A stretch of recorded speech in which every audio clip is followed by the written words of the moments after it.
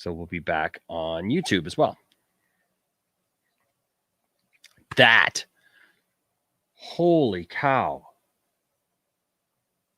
So lots of questions being presented here. So Leo Sunclaw says, so is Wanda running around with Vision's corpse? I mean, it seems like his eyes are white, and the where his gem was taken out, or where that jewel, that's where it's concave, because that's how he died. Yeah, that's why he never came back from the snap. So it almost seems like so it almost seems like that's that, like she stole his body or whatever, and that's how she pulled the Riverdale. That like she's what's the word I'm thinking of? She reanimated him, or she's animating him within exhumation that she is keeping alive. It is creepy, Leo, for sure. It's creepy. What's up? 187 says they already released the commercial for the episode. I think the next one. He says the next episode. Well, we'll have to watch that. Yeah, because I want to see. I like seeing what the Weekend at Bernie style. Weekend at Vision. William back on YouTube says, I think Wanda is animating all the people in Westview into playing a part in her little show. But it was weird though, because she didn't know who Rambo was. Because she was from the outside world. She wasn't a part of her world. So she's not maybe controlling everything then. But Kat Denning was able to say, this person is playing this neighbor. This person is playing this. So somehow they know whether that means in the outside world, those people, that's who they are, but she's controlling them? I don't know. Because when the blonde chick cut her hand, and they talked through the radio, but they blipped it out on the outside world. The blonde chick was very scared. She's like, who is that? Welcome, by the way, to anybody joining us back on YouTube. Just so you know, this will be how the format goes for watch parties. So we'll say hello on YouTube. We'll go over to Twitch, and then we will come back for a part 2 to do our review. So you are coming into the review. This is the first time we've done this, so we forgot to formally say hi to everybody. Everybody on Twitch and Periscope, they just see it as one long video. But if you're watching on YouTube, just so you know what this is, we just finished watching episode 4 of WandaVision, and lots of stuff going on here for sure. So whoops. It's like Paranormal Activity style. Oh, hold on a second. Let me get to this.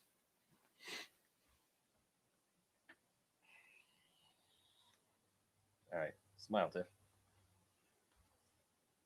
The eye clip was not doing its job. No, it wasn't. I think it's because you had it the other way. So you had it this way, so the cords were being pulled. Ah, okay. And that probably. So I'm thinking, Tiff. I'm thinking she is not aware of everybody necessarily in Westview, right? Because she wasn't aware of who Rambo was. So obviously that's why she was asking her questions at the ladies' lunch. Because she said Ultron, so she knew that she was now from obviously outside of that world. So she's aware of everything that's going on, or is she fully aware, or just when she wants to be? I think she's fully aware, because Isaac said that she made a deal with Mephisto to have this perfect world with Vision. So she knows that it's the outside world. But is she fully aware or semi-aware?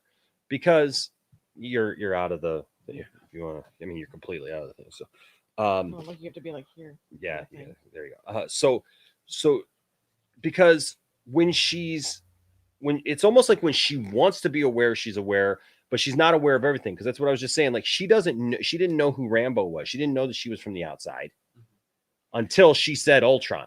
Yeah. Then she also looked at the helicopter in a weird way when she saw the helicopter, like almost like she was surprised, but we don't know if she actually looked at it as something from the outside. Or the fact that it's sword, she realized the symbol and she was like, wait a minute, how did this get in?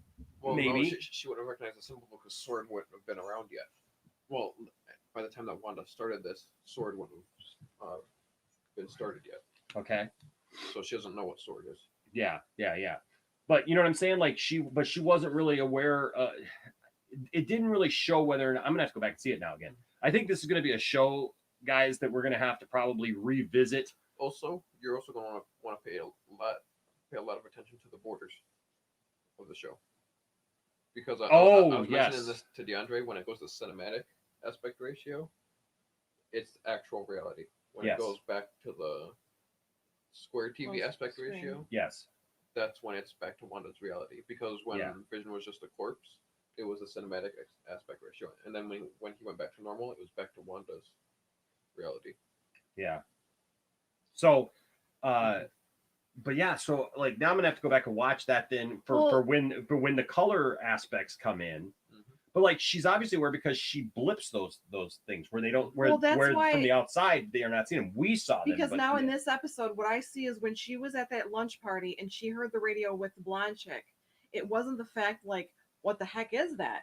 It was more like how are they doing that? How are they getting in? And the blonde chick knew, and when she cut her hand, that's when it blipped. So it was almost like she was trying to stop the blonde chick from realizing what was going on. But like, why? She said, "What is this?" But if the helicopter was in color and the helicopter came from outside, why was the lady's blood in color? Mephisto. Because I think in each episode we're because it was right before they got full color. Yeah, I'm thinking in each episode we're getting something related to Mephisto. Because could Mephisto be a different character in each episode? Mephisto's red. Yeah, well, and her blood was red. And well, that doesn't matter. No, because I'm thinking last episode when we saw that crane, and she couldn't get rid of the crane. I think that was Mephisto. Disguising as was it the crane or was it like what's stork? the stork? That's what I was thinking because the baby was about to come and I thought it was the stork showing up. Yeah. And the reason that Wanda had kids in the comics was because of Mephisto. So good point is that Mephisto could be a different character in each episode. So the first episode he was Ralph, who you never saw because that's Mephisto's wife is Catherine Hahn. Yeah. Yeah, and so then, okay. So in episode 2, he was probably, what's her name? The lady. Yeah. In episode 3, he was the stork. Because you noticed in the third episode, or did you notice that Catherine Hahn was different? Because it was like, she was acting all weird, and then she went, okay, I'm going to get out of here. Like, went into her character, but yet when she was talking to the neighbor, she was completely different than she was in that first. Well, she also stopped him from saying, "Oh yeah, it's because she's from the outside world." When Vision. So if that's the case, and the neighbor knows he's from the outside world, is that like the Truman Show? Like people know they're in the show, that they're in. Well, that's the question: is how did those people get in there? Are those just figments of her imagination? Oh wait, no, because the missing persons thing. She's actually drugged people into that's why she that said world. This person is playing this person and they're on the missing persons list because when they get sucked in they don't know because Rambo didn't know. But also one thing that they said at the beginning of the episode is there's one missing person in there that nobody knows of. They don't know who that person is. Or they haven't told us who that person is. Well, no, the cop said, oh yeah, no, that missing person is someone that nobody even knows of. Only one person knows of that missing person. Which that could either be Vision. Pietro. Would she bring him back? Yeah. Which I have a theory about that too that I told you about Pietro. Yeah, I think it could either be Vision being that missing person as Wanda being the only person that's seen that, but it wouldn't make sense if Wanda made a missing person's case. Or the other one could be either Agnes or Mephisto. For that one missing person no one's seen. Yeah, that would make sense. For bringing people in. Yeah. Because she would know who they are, but they wouldn't know because when they get sucked in, they don't know anything except for that world. That's why she didn't know who Rambo was. Do you think that she has Vision's dead body? Is that why his eyes? Everybody in the chat, that seems to be kind of the going theme here. Andrew even says, I think she has Vision's She's dead a body, and necromancer? everybody, yeah. Well, that's so what the heck is going on with that then? She's scrumping the dead. That's how she got Let's her see here. kids. William says also in the teaser, Agnes says to Wanda, "Should we They need start separate from the beds. top?" And I think that means that they are all acting for the actual sitcom.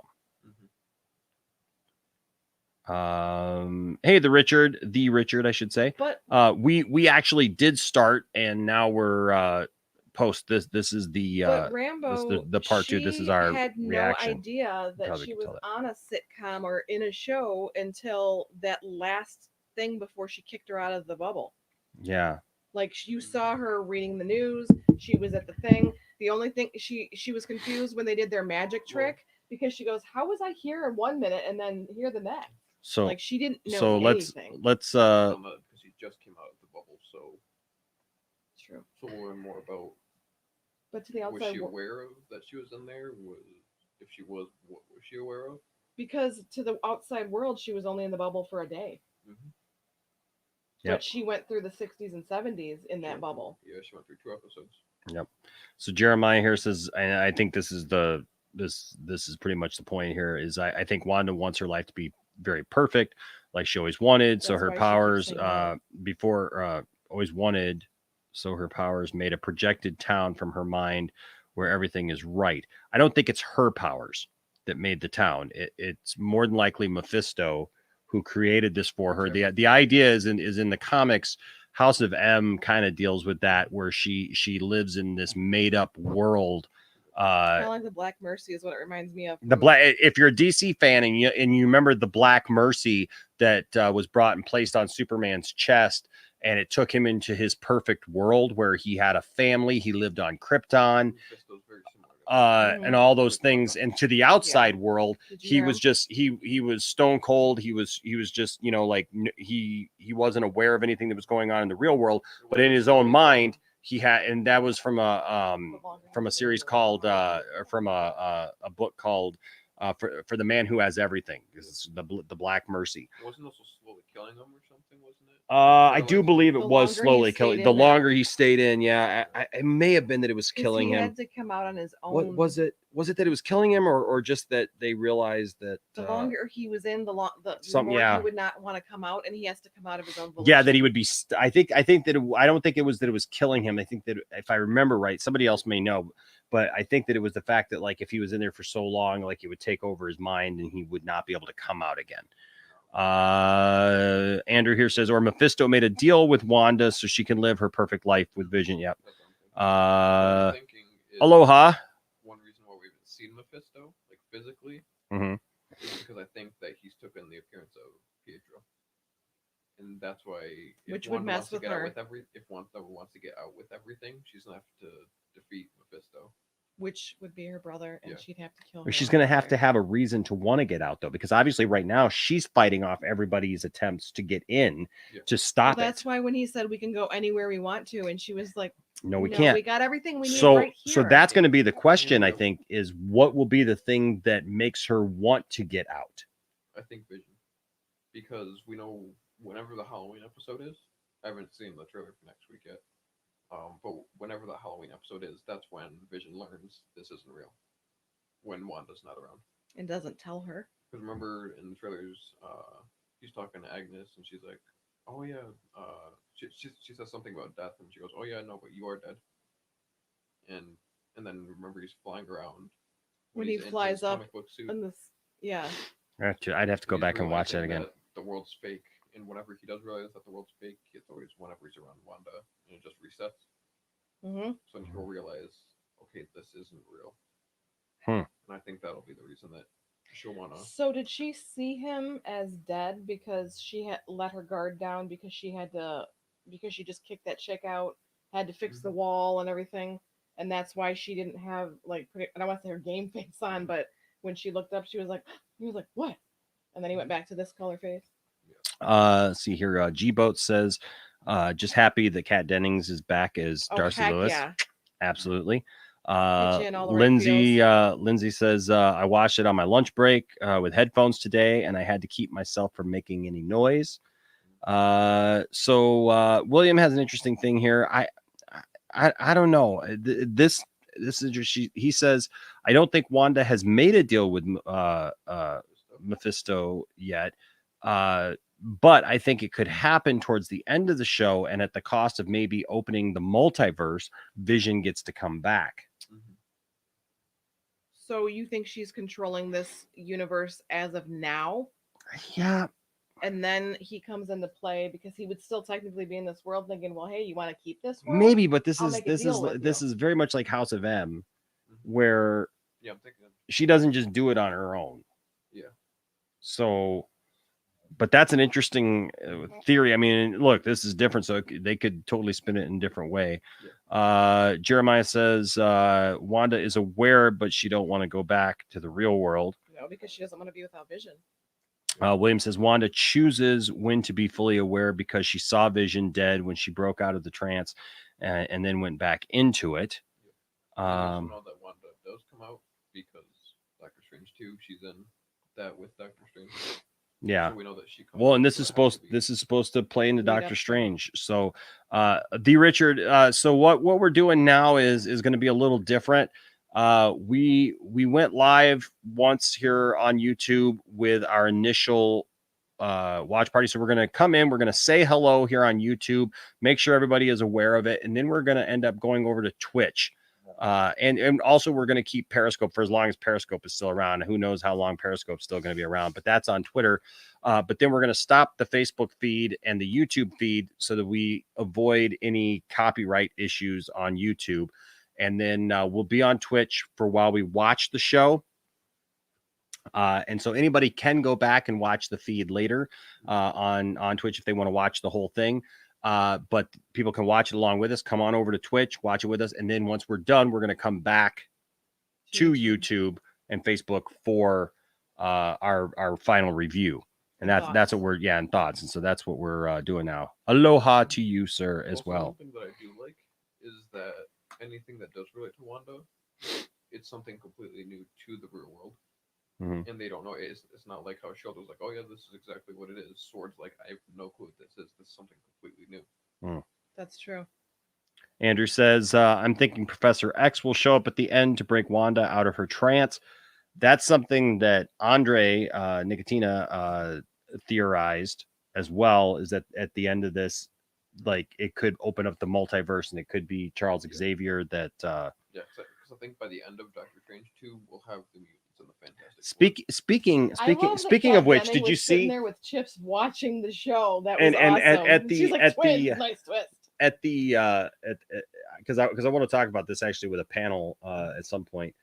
But did you see what Ryan Reynolds said that? Did you? That's what you were making me think. Sorry. Did you hear about this? Three? What?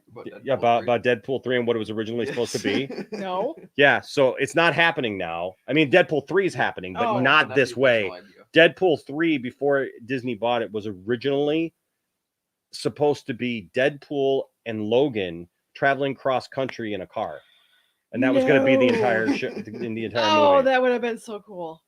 Which means but it doesn't say like at what point, like Wolverine would have been As at. much as they make fun of each other, how It reminds me of the last season of Key and Peele yes, when they were in the car the entire season.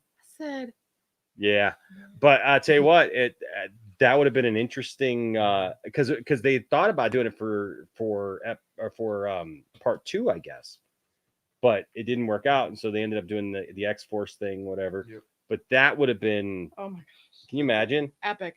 Yeah, to get Hugh Jackman back to do that. Heck, There's still people they're all over the place on this thing because there's still people who think that they're going to get Hugh Jackman back and that they're going to like somehow get. There's people who literally are saying that there's like talks with Patrick Stewart even to reprise his role. Believe possibly. me, I want him back too, but he is done. Other stuff he's doing. I'm just saying, you know what? A lot of people say a lot of stuff. Well, he was the perfect Wolverine. So. Money talks, and the multiverse has ways of changing things. So that's all I'll say. He beefs up like Henry Cavill, so Exactly. By all means. Okay, so William says, I think that Wanda is going to start tearing apart the multiverse slowly as the show goes on. Well, as the Doctor bubble Strange- expands, Yeah, and then that's when Doctor Strange has to step in and be like, Wanda, you gotta stop.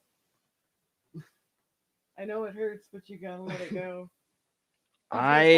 Steven, I'm not aware of who this is. Steven Tauber? Yeah, says awesome news, Enosh the Realist, aka Tenken Menon, the Vigilante, has a new album dropping called The Realist featuring Tenken Menon. I'm excited for the drop. Well, I'm glad that you're excited, man. Glad that you're excited. But I am not actually aware of who that is. Dottie and Agnes are going to be bigger characters that somehow got in like Rambo, but Wanda can't detect as their real selves. You mean like when think she was going, Agnes- stop it, stop it, stop it, when that guy was choking in the first one? No, not that lady. Daddy, No? Daddy is the girl that cut her hand. Oh, okay. Never mind. And then the following episode was like, oh, do these earrings make me look fat? And then the power goes out, and the guy goes, thank God. Yeah, no, that's right. Yeah, that's Daddy. Okay. Agnes, I think she's supposed to be a lot like Agatha in the comics. From Bewitched? Oh, no. No, from the comics. I'm thinking Agatha from Bewitched, which is the 50s version of the show. I don't know, William. I don't know that I can get with this. He says, I honestly don't think Mephisto has a role in this. I think he's a red herring.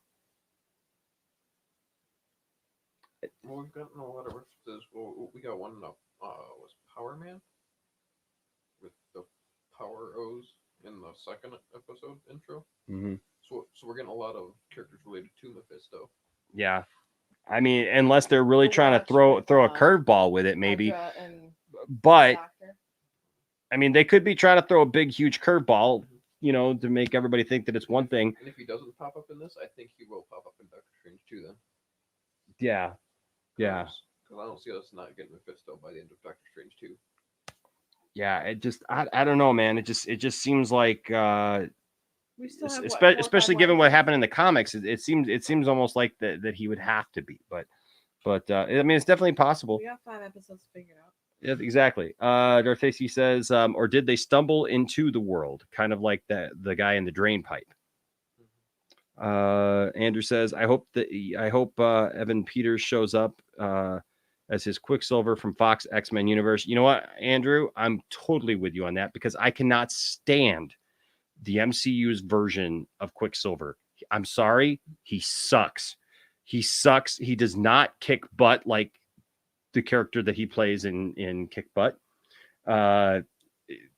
No, I don't understand how I can love somebody like that in one movie and just absolutely think that they are the worst choice ever. Anytime a guy plays a bad guy, I'm sorry. I'm sorry. I will just say this about Quicksilver, Evan Peters, Quicksilver in the X-Men movies.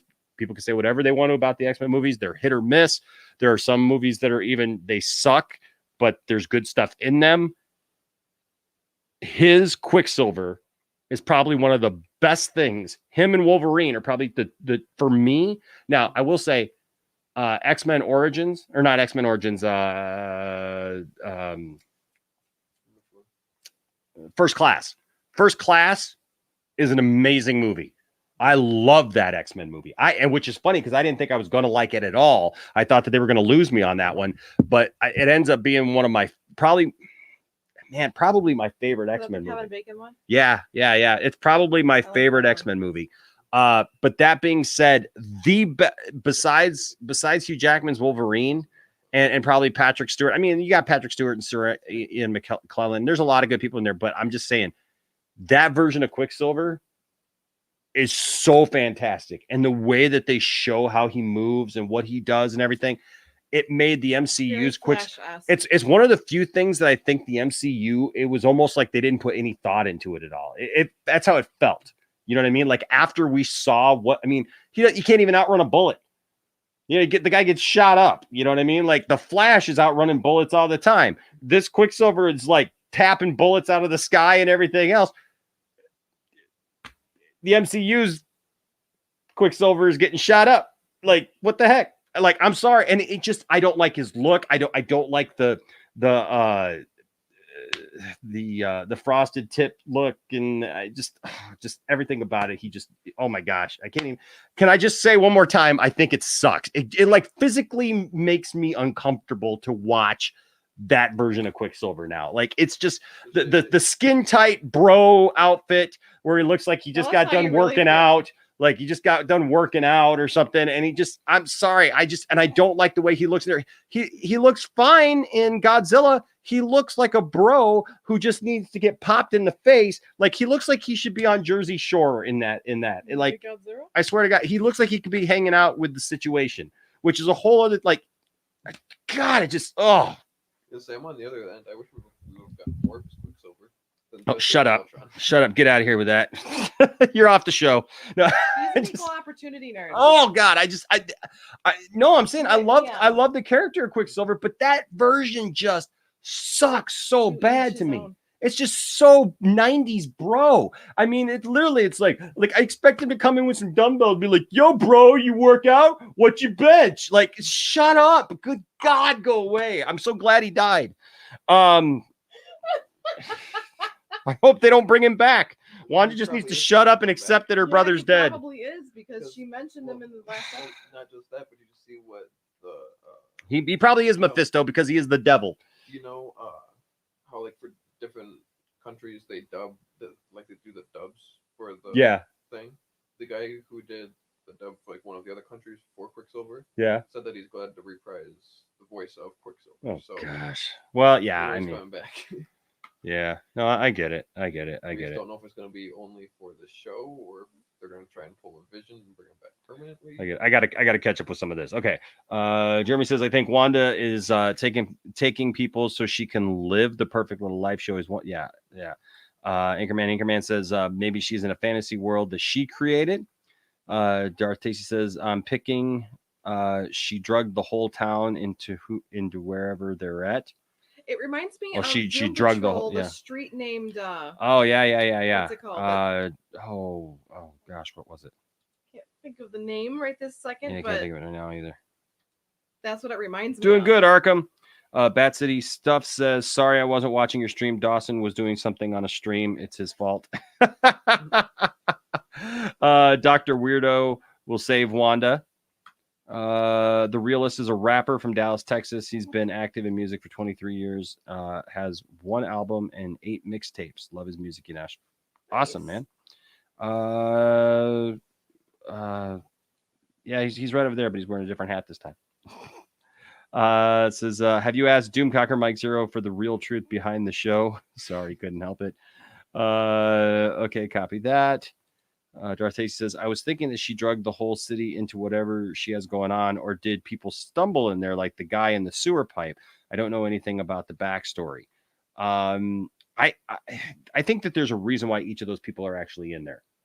Mm-hmm. Obviously, you know what I mean? I don't think that they just accidentally stumbled in there. I think that there's a reason why each one of those people are in there for whatever reason that is.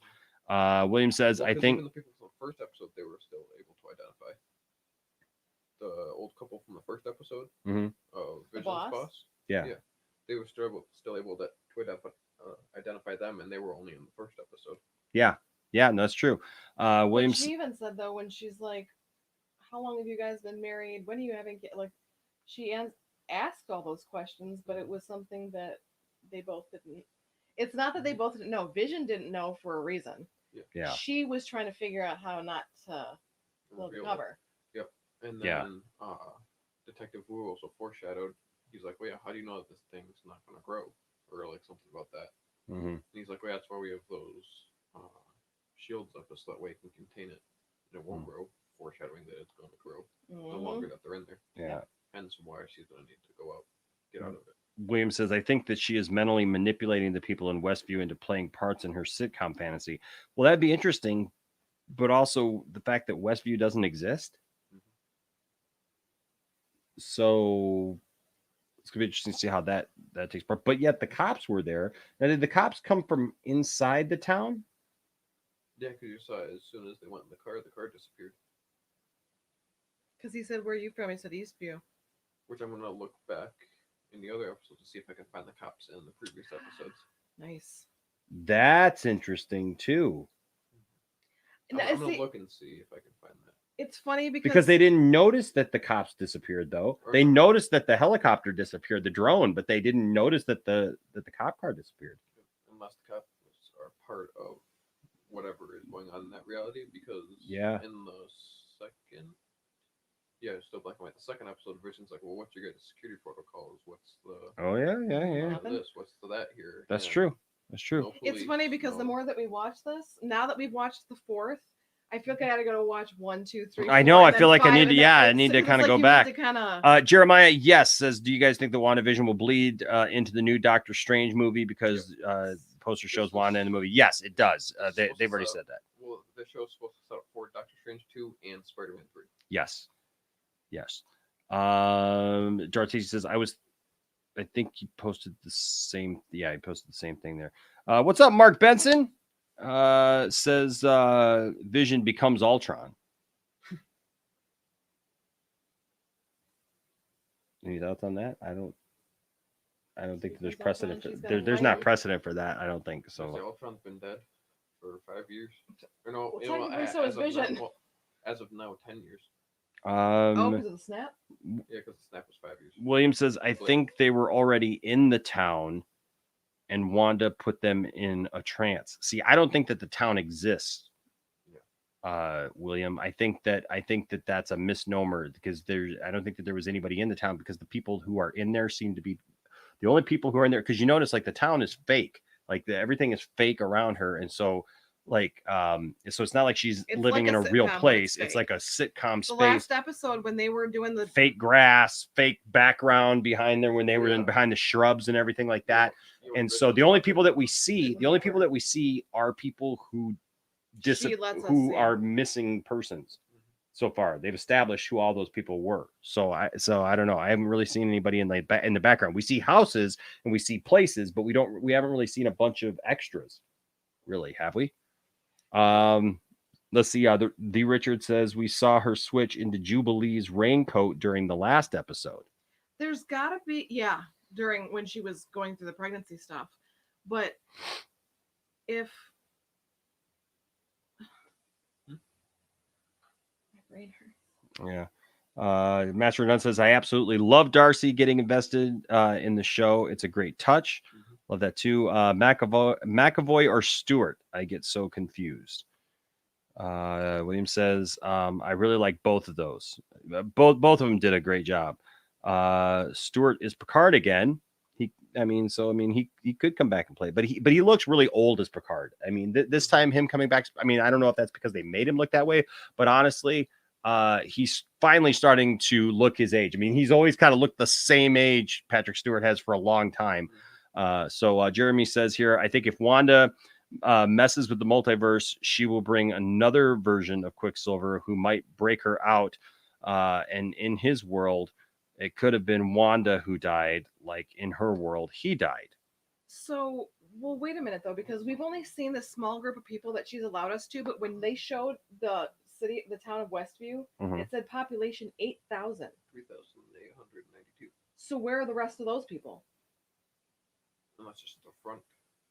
Yeah. What's up, Brian? Good to see you, man. What's the one cool thing we did get to see is what happened after Hulk snap. Yes, that's what I love. That's what I was trying to say. My brain hurt. The fact that we saw the other end of the snap, people coming back. Oh, that was the fact that was such a rather than just from Spider-Man, like everybody disappeared and came back. Yeah, so like how they came back, hit you in the feels, like at the same place that they were. The 5 years previous, they came back at the place that they were, and then like for Rambo to come back and her mom died. One question you had after Endgame was, well, if you're standing in the same spot, somebody came back in. We saw that. Is she butted heads with that guy? Yeah, she like ran right into him. Benson says, I think Vision ends up becoming Ultron, and this will lead straight up into Doctor Strange 2. I don't know about that. I don't know that we'll see Ultron again. Not like Ultron from Age of Ultron, but like I don't know how to put it. I just don't think that they're going to change Vision. I think I know what he means. I just don't know how to explain it right now. Okay, I just feel like it's gonna that they'll end up with him being the same. What's up, Multiversity? Good to see you. Multiversity says, what's up, guys? Fired. Good to see you. Jeremy says, and Wanda might join Doctor Strange to fix the multiverse. I think there's going to be a lot of people who are going to be joining up in that movie, actually, to fix the multiverse for sure. I absolutely agree. What's up, Benson's? It's a great episode. Sir Nerdalot says, just finished my second watch. I love this show. It is quickly, it's becoming good. I think this is where my Quicksilver, we were behind a little bit, so this is where my Quicksilver stuff started coming. Quicksilver and Wolverine are the highlights. Days of Future Past, I like. The Pentagon scene, Joss screwed up MCU Petro. Yes, Joss Whedon screwed up a lot of things, and Avengers 2 was definitely one of them. I like Avengers 1. Avengers 2 is awful. It's so dumb, and it Ultron is completely, look, I can literally be on here. Some of you may be on the other side of the planet right now, and you're commenting in real time to where we are at.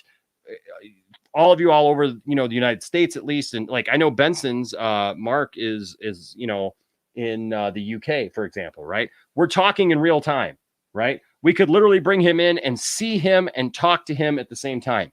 Yet you're going to tell me that somebody like Ultron, who has access to all of the internet at the same time, he's on some kind of timetable where it takes him a long time to reach the furthest reaches of the internet and take it over to be able to blow up the world.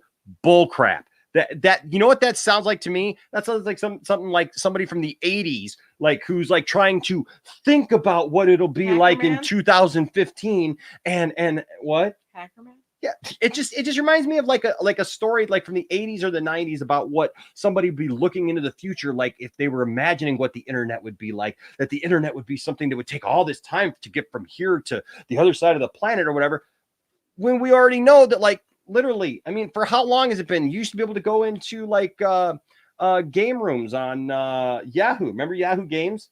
I used to play euchre with people and play card games and stuff with people on the other side of the planet and everything. And now we're streaming with people on the other side of the planet. So you can't tell me that Ultron couldn't just take over. It's a plot point, and it's a sucky plot point at that. So Joss couldn't even get that right.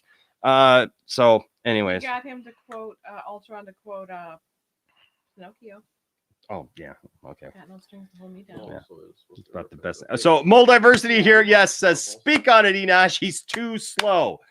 That Quicksilver, he's not Quicksilver. He's like slow silver because maybe he's colloidal silver because he's old and needs to take something for his age. The MCU's Quicksilver is like walking around him with a walker. I'll get there. Slow and steady wins the race. Tell my sister I loved her. It's like the old guys in SpongeBob. Let's see here. Quicksilver in a tracksuit, right? Whatever. Evan Peters' version I was okay with, but yeah, I agree. The Ultron version was stupid. Thank you, Cylon. They were talking about the Steven Topper says The Realist has a few songs on the 1990 Chronic 2000 Still Smoking Death Row Records compilation album that are fun to groove. To check his music out, his songs are very original. Darth Tasty says though, Stephen Hopper, I really didn't care for the Chronic 2000 album. Definitely prefer the original. It's a classic. I agree. I really haven't even heard the Chronic 2000 to be honest with you. The first, you can't replace the Chronic. I mean, I don't know. I haven't heard it, so everybody's got it. But if you live in the suburbs, it came in the mail with samples of Tide. Let's see. Michelle says, have you seen the Superman and Lois trailer? Looks insane. So I have seen Superman and Lois trailer, and it's very Man of Steel-ish. It's almost like they tried to copy the beat of Man of Steel, but I will say this, his suit looks good. It looks better. The S still needs to be bigger. They took his nice big S that looked like a big old piece of rubber and they shrunk it down. I don't know why I don't know what the heck is wrong with these people that they keep shrinking Superman's symbol. It's supposed to be big. It's supposed to be out there on his chest. But of course, That's what you get when you have a guy like Henry Cavill, because he actually has a massive man chest that needs to be covered with an S, unlike some of these pretenders who are trying to play Superman, that you can put a little tiny S on your chest and it looks just fine. No, the costume I'm fine with. The S is way too small, and I don't understand what this bunched up collar thing that it looks like. It looks like his collar's all bunched up in like, and it looks like they put a rubber suit underneath there. And yeah, I'm sorry, I get a little passionate about that. But the trailer, other than that, I am excited about the story that it's telling, because I really like the story of Lois and Clark and Jonathan Kent. I think adding Jordan Kent will be interesting. The fact that they didn't know that their dad was Superman is very interesting, and them kind of taking it back home and living on the farm and all that stuff. As teens, very small village. As teens, I just hope that his kids aren't just really like annoying and emo-y and, you know, that kind of thing. I know one is supposed to be, you know, a little bit more withdrawn, Jordan is, and I think Jonathan is supposed to be like the jock or whatever. But see, like, that's what I loved about the Jonathan Kent in the comics, was as a kid, he was growing up, he was just excited to be, you know, to do these things and stuff. And I don't know. I just hope that they don't mess that part of it up. But I do think that it looks really good. Vishal, Cylon says, I know House of M and I get it, but I just have zero hope that the X-Men will ever be introduced in a meaningful way. Hope I'm wrong, but you know what? It's very possible, man. Yeah, Marvel's definitely just gonna find a way to be like, oh yeah, X-Men now exist, or in Fantastic Four now exist. Oh, by the way. Yeah. See, I think that they're gonna figure out a way to introduce the Fantastic Four that'll be meaningful. I think that they've really got their work cut out for them. Tiff, can you bring me back something to drink or something? Yeah. Surprise me. Anyways, I really feel that they're going to do the Fantastic Four well, because I think that Feige and that team are really going to try to knock that out of the park, given the fact of what's come before it. The X-Men, I think they really have a task ahead of them, trying to explain why we haven't seen them up to this point. And I feel like, kind of like what Cylon just said, like, I almost feel like if they just use the multiverse to explain them, it's going to be kind of like, which is okay. What they're definitely going to do with the X-Men and the mutants. That's how they're going to bring them back. I know, but like, don't you think that that's going to be like a little bit, I just realized I never plugged your microphone in. So, don't you think that that's going to be a little bit just played out, like to just be like, oh yeah, hold on, just let me make sure this is plugged in without.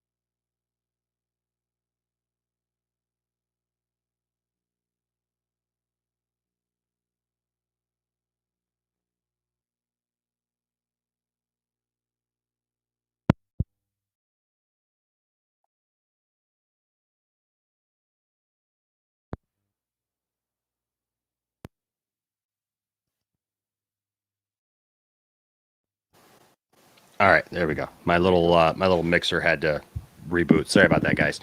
But now you should have a mic that we can actually hear you. I don't know if you guys were even able to hear Isaac before. Oh, as much as I don't want to see it happen that way, I wouldn't be surprised if it happened that way. Yeah. Because Reed Richards is pretty much going to be like the new Tony Stark for the new Avengers, and you're going to have to bring him in somehow. I wouldn't want to see them. I wouldn't want to see it be like, oh yeah, with whatever Doctor Strange did with the multiverse, that's what's going to bring him back. But I won't be surprised if it ends up happening that way, because that's probably how we're going to get the mutants. Is from that way. Yeah. Is after Doctor Strange 2, we're going to see these mutants start popping up out of nowhere, and that's what's going to cause the thing of the MCU Fantastic Four. Because we know Quicksilver and Wanda, they were made from Hydra, so they're not technically mutants. Yeah. But is that why Hydra was on the watch for that commercial in one of the episodes? Yeah, because Strucker is the one that made their powers. Caleb says, "What's up, Caleb Richardson? Good to see you, sir." Says, "What are your thoughts on Evan Peters being in the IMDb cast list for WandaVision? You think he's playing Quicksilver either as a recast or the Fox version via multiverse, or is he Mephisto, or just a voice?" I'm thinking if we get Quicksilver at all in this show, I think it's going to be Mephisto using his look. Likeness. Yeah, but I don't think that they would just. I mean, we may see it like cycle through or something like that through the multiverse, things like that. But I think for Wanda herself to see her brother, it wouldn't be the Fox version.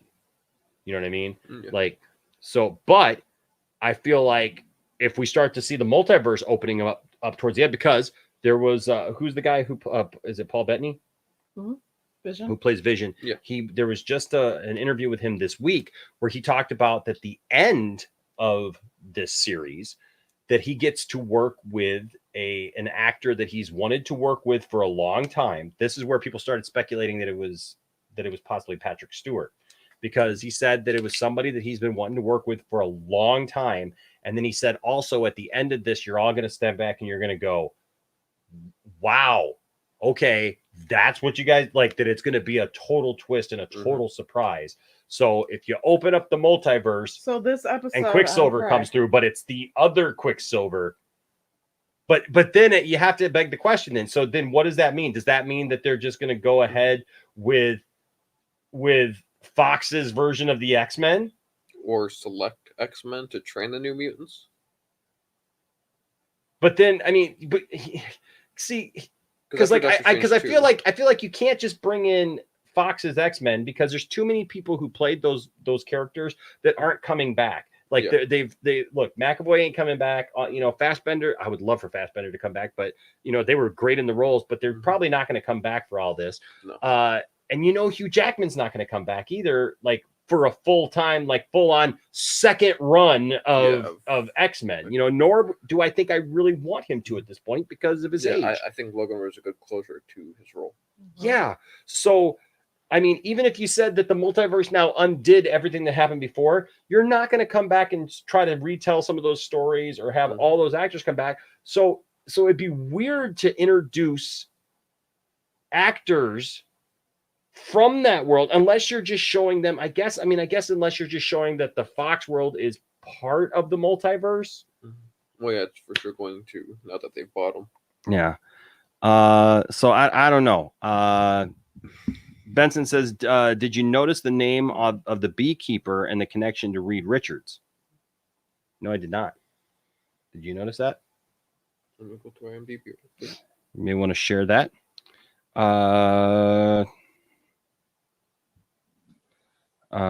Joey Marino says, not sure if you heard, but be careful. Big spoilers out there. About what? Did you see Zack Snyder's Justice League posters and the release date? And which out of the 3 posters is your favorite? So Arkham, I'm actually going to be doing a video on this.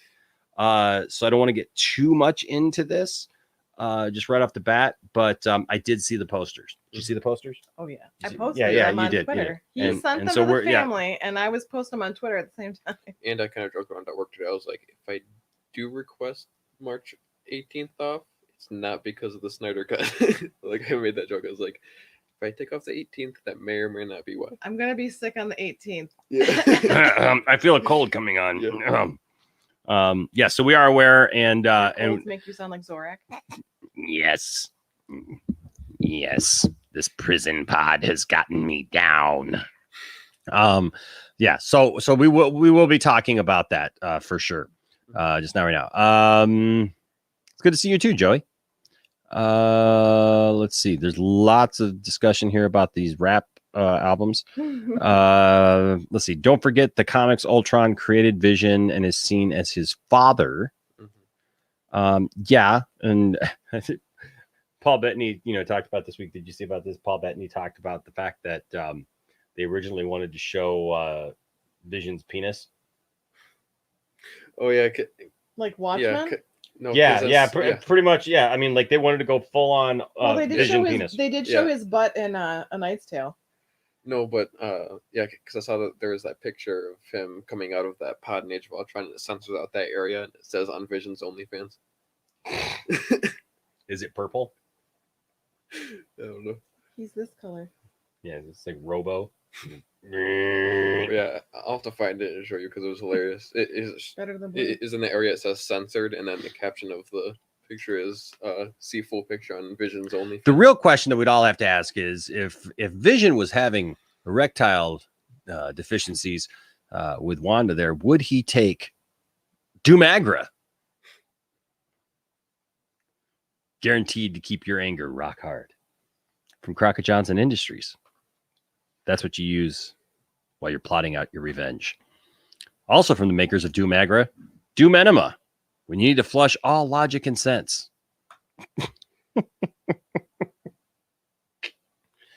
What's next? The Doompository? Sure, why not? If it's salty, it's 0. Okay. Let's see. Where was I? Where was I? I lost it. I lost it here. Oh yeah. Here we go. Where are the spoilers you speak of? I would like to see them. Okay, so Caleb says, if you read the show notes for Next Gen, Picard is 57 in the pilot. Roddenberry said people live to be 150 in the future, so Picard was pretty young. Joey says, Ultron is responsible for the Robin Hood stock situation. That's funny. Caleb says, I think in the new show he's around 95, so he's late middle age. I don't think... So Caleb, I'm not sure about that, man, because that doesn't seem to be the case in Star Trek. And I'm wondering if Brian Master Nunn is still here because he's our resident Star Trek person. Just because Roddenberry says something, that doesn't necessarily mean that that's the way it's interpreted in the future. Yes, obviously, a lot of people live to be, like we did see people who lived to be, old ages, but they still aged rather quickly. And I can't remember how old Picard is supposed to be in the Picard series. Yeah, I don't know. Joey says, I think he's called slow aluminium. Joey says, it's on Google. Don't want to ruin it for anyone. Don't say I didn't warn you though about those spoilers. Arkham Gaming says, Tom King and Ava was on podcast this week or today, and they finally gave us an update on New Gods. I was going to think that movie was never going to happen. At least we have some update. That's interesting. I'll have to look that up. Joey says, legend has it, the Man of Steel S was small, but Henry's chest made it expand to what it was. I like it. Just busted it right out there. Caleb says, I still don't understand why they didn't just repurpose the Kingdom Come Superman suit with the yellow logo as his suit going forward. For who?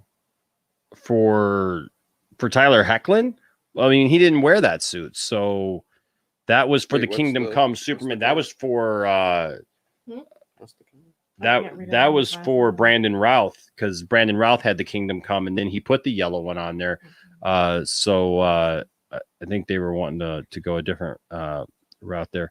Also, Jonathan Kent looks 25, not 15. He probably meant the logo or something similar to the logo, but instead of the black background, the yellow background. Well, that's what's seen, though, in Brandon Routh's at the end when he does the flyby. He has the same symbol, but it's yellow background. But the thing is, that's a completely different Superman from a completely different multiverse, from a different Earth and all that stuff.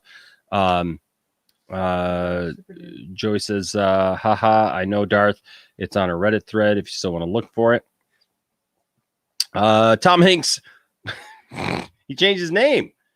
It's no longer Tom Hanks Ballsack 69. It's now Tom Hanks Poopy Butthole 69. Maybe Tom Hanks needs some wet wipes. Get the Tom Hanks wet wipes, the dude wipes. Says Enosh, what happened to your live streams? No mas. I don't know what happened to my live streams. We're right here, man. Maybe he meant the watch party. Or the ones at night instead of just 2 cents and nonsense and these, like the call-in shows. Oh yeah, I mean, well, I've already done. I did. You're getting back to them. I did 2 this week, and then you had a lot of stuff going on. But we had the show last night. And maybe he meant the first part of this. I'm gonna have to start titling this part 1 and part 2. Nothing happened to the live stream. We just went over to Twitch so that we didn't taken down. Yeah, get taken down. Official says Tyler is going to nail the role of Superman. Sadly, he's been treated like trash in his previous appearances. Well, that's the thing is Superman. Look, Superman in that show. No, they wouldn't let him be Superman. So I have issues with Tyler Hoechlin as Superman. Anyways, I don't think he looks like Superman. I don't think that he has the stature of Superman. I think that he looks like kind of your like dollar store version of Superman. I don't think that he looks as good as Dean Cain looked. Even Dean Cain was a TV show Superman, and obviously had a different appearance than a lot of the people who played Superman. But I don't think that Tyler even looks as good as Gerard Christopher, who played Superboy. I think that he probably does look better than John Newton, who originally played Superboy in season 1 of Superboy. But Tyler just has a weird look to me. He's not built. He's 6'1". I'm 6'1". And for Superman, that's kind of small. And he's got a small frame for 6'1". But so did... But they also changed that with shots, because they did that for Punisher. Is the guy who played Punisher, he's not super tall. Yeah, and sometimes they can do that. Camera angles sometimes they can do that, but they have not proven that they can do that with Tyler, because they have not shot him correctly to actually. I mean, look at all the scenes like where he's standing next to Brandon Routh, and Brandon Routh looks like a freaking giant. But Brandon Routh was small and skinny when he played that role too. Yep, and you know what? Brandon Routh looked ridiculous in some of the. I just saw some promo shots this week. What? Yeah, I know we got a Brandon Routh Ken doll over there. Look, I just saw some promo shots this week of Brandon Routh in the suit in different angles that I hadn't seen before. He did not look like Superman. He literally looked like some kind of model dressing up in some Superman cosplay kind of thing when they did Superman Returns.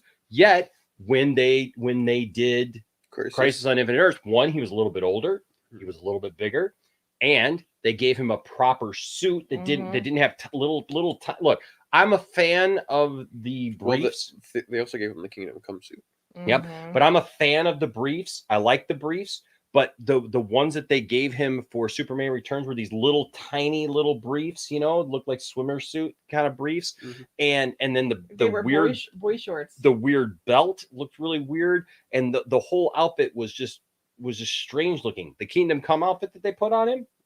Looked phenomenal. Is it because you didn't like it because it was more burgundy than red?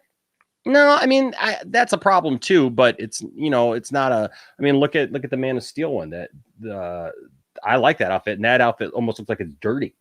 Yeah, that's true. But I prefer that one actually to Batman v Superman and the one that we saw in Justice League. Caleb Richards says Jonathan Kent has a receding hairline. Benson says, would not surprise me if CW makes Soup's quiet son trans to keep up with their inclusive storylines. Yeah. Let's see. Darcy, if you're a fan. Oh, they're talking about wrestling now. Official says, hopefully the CW have learned from their past mistakes and give us a good show. I really hope so. I really hope that they really spotlight Superman in a good way. I really wanted a Kingdom Come series with Ralph Superman. That would have been nice. Cylon asks, hey, Isaac, we need to play Scott Pilgrim soon. Yes, we do. I haven't even started the game yet. Half of it is because I've been busy. The other half is because I've been waiting. Lindsay says, I might be going against the norm for MCU, but I like both versions of Quicksilver. Even though I think Evan Peters' version is funnier, I like Age of Ultron because of Wanda. See, I like Wanda. I just don't care for him. Darth Tasty, I thought you were. I literally looked down and thought you were saying that you were a huge fan of Richard Simmons there for a second. I have no glasses on, and that's what it looks like from here. What's up, Nick? Good to see you. Evan Peters is on the IMDb page. Yes. Then why are people complaining about spoilers? LOL. Also 1 year ago yesterday, Arrow ended.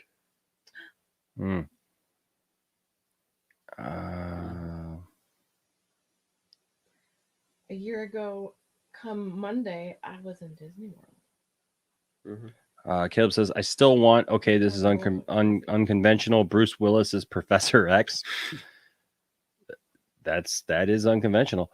What's up, Beer Garden Production? Hey guys, can I share my theory for the coming episodes? Go ahead, plug it in. We'll definitely take a look at it. Benson says the beekeeper was Agent Franklin. Franklin Richards is connected to the Fantastic Four. Oh, okay. I love how his tether turned into the old-fashioned jump rope. Arkham says it says you watch Titans, right? Are you excited to see Nightwing, Tim Drake, Robin, and Barbara Gordon? Yes, and yes. They're gonna show more crypto. I'm hoping, man. I want more Superboy. I tell you what, Titans has gotten everything right for me. Yeah. Titans is just hit on all cylinders for me, and that's that version of Superboy of Connor Kent. Oh my gosh! Orlando. And that Nightwing, it's different.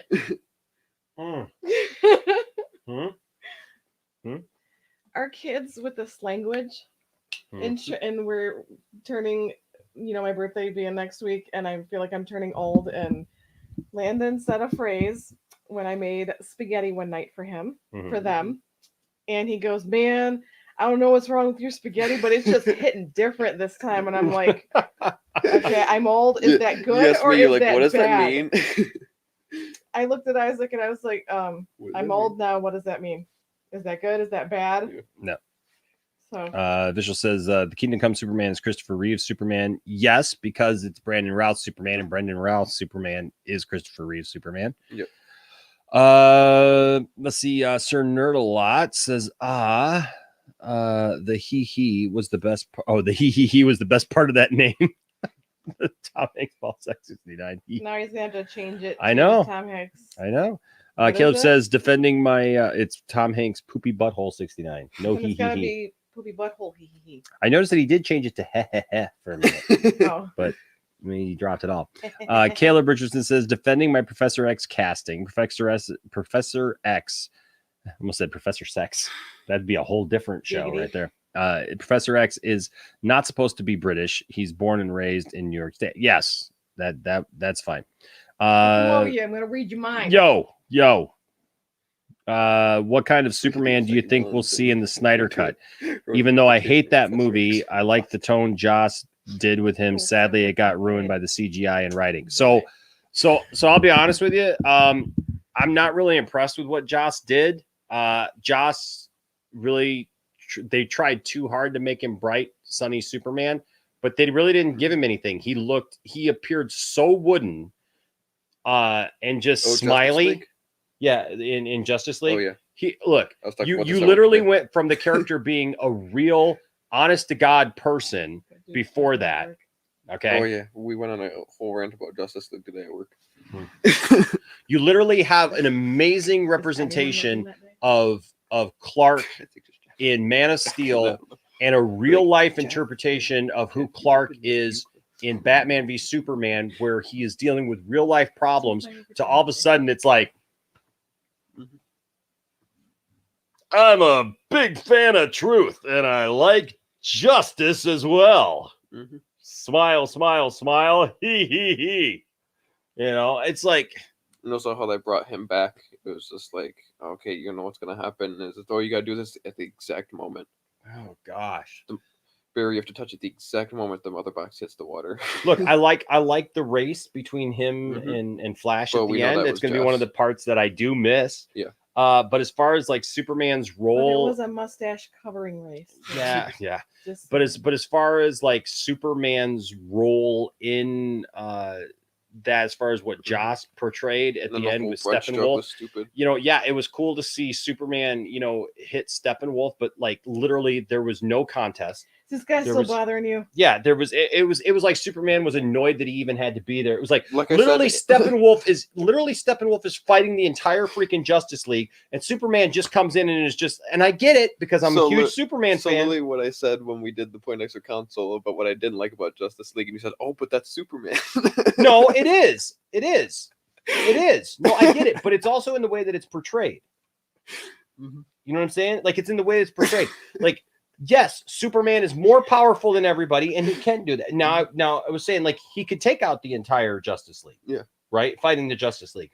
What I'm saying though is it totally made Steppenwolf look like an idiot and a stupid villain. A stupid villain because Superman literally just like when Superman's cracking jokes about it, is this guy still bothering you?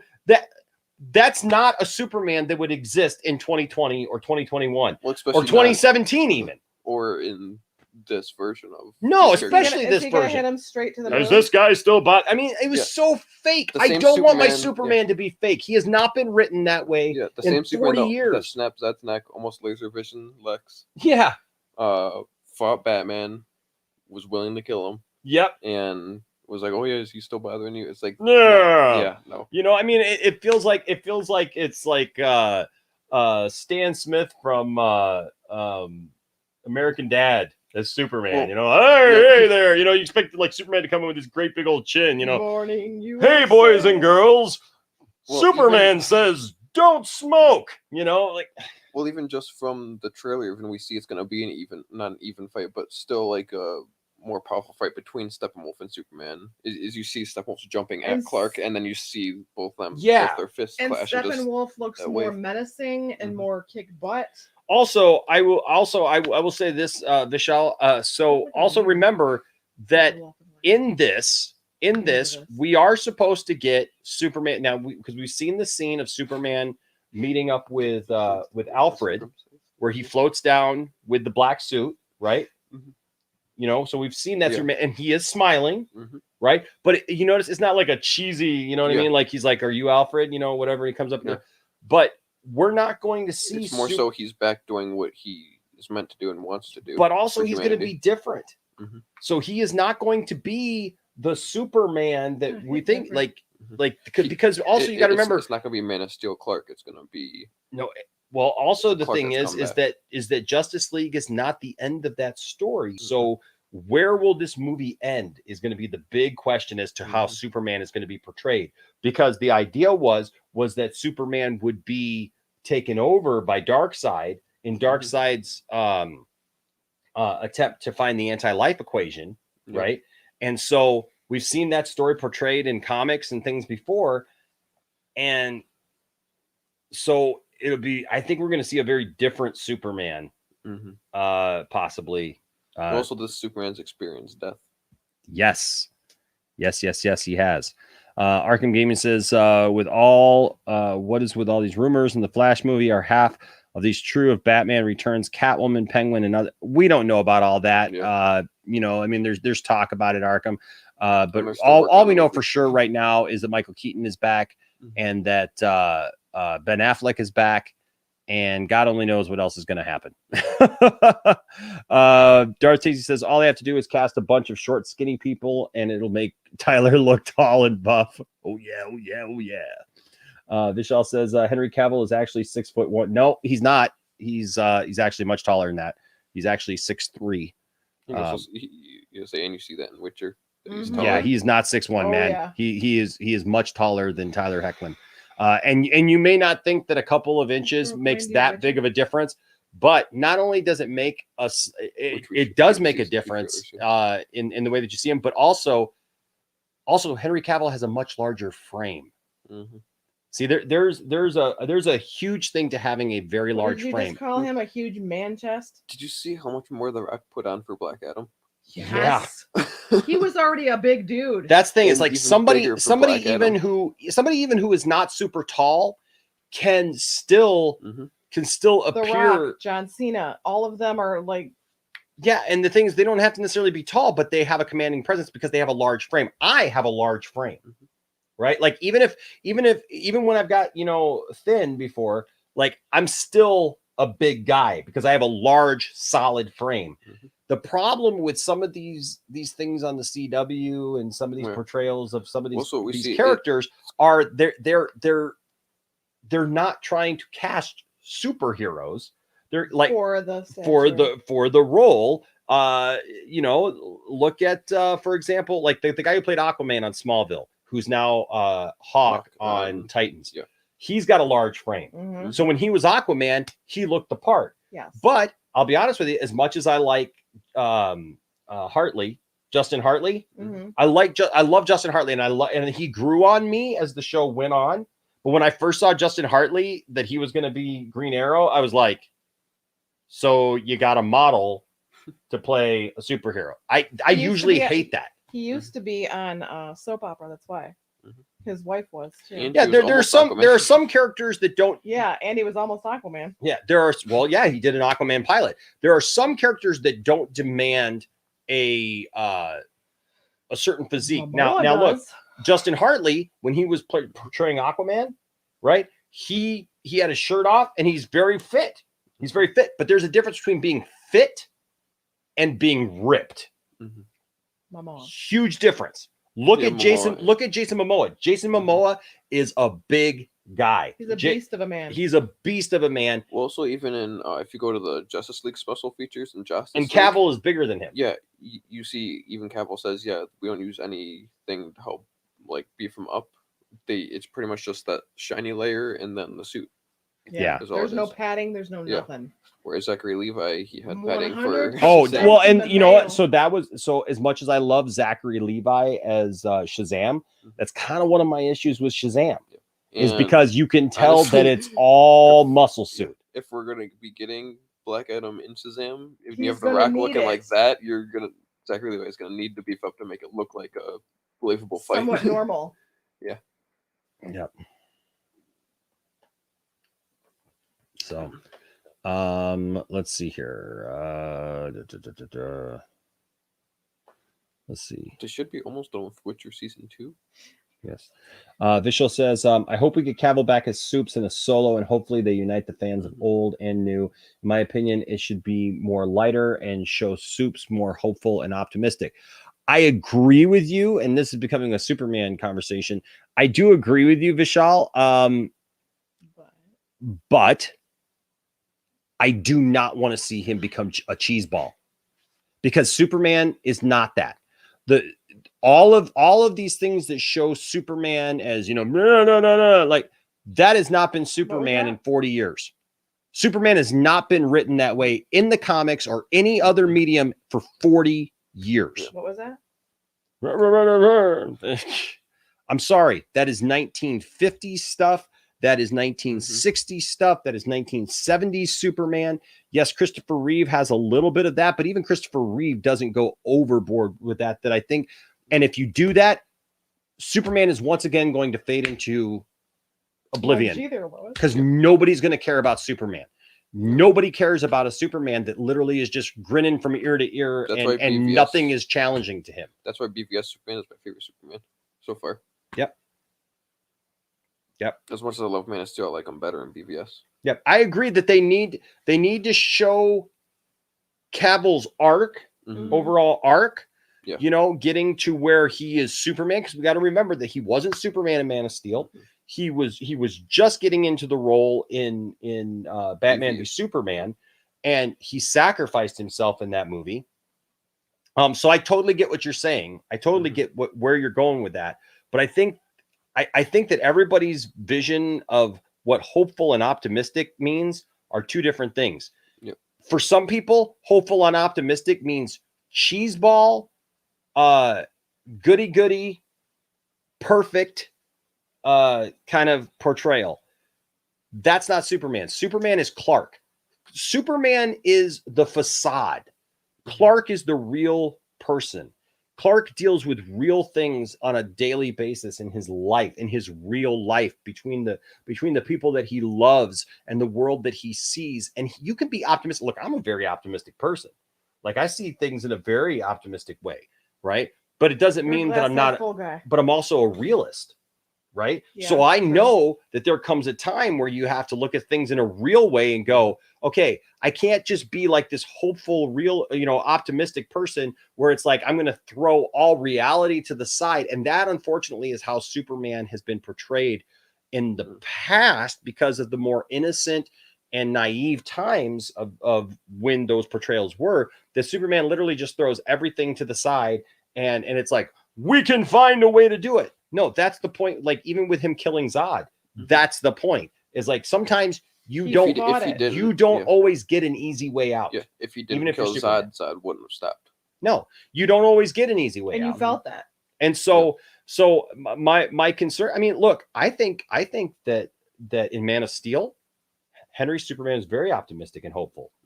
Look at him when he stands up and literally he allows the police to take him into custody, put him in handcuffs, and finally, even the general asks, "Oh, can't you just break out of it?"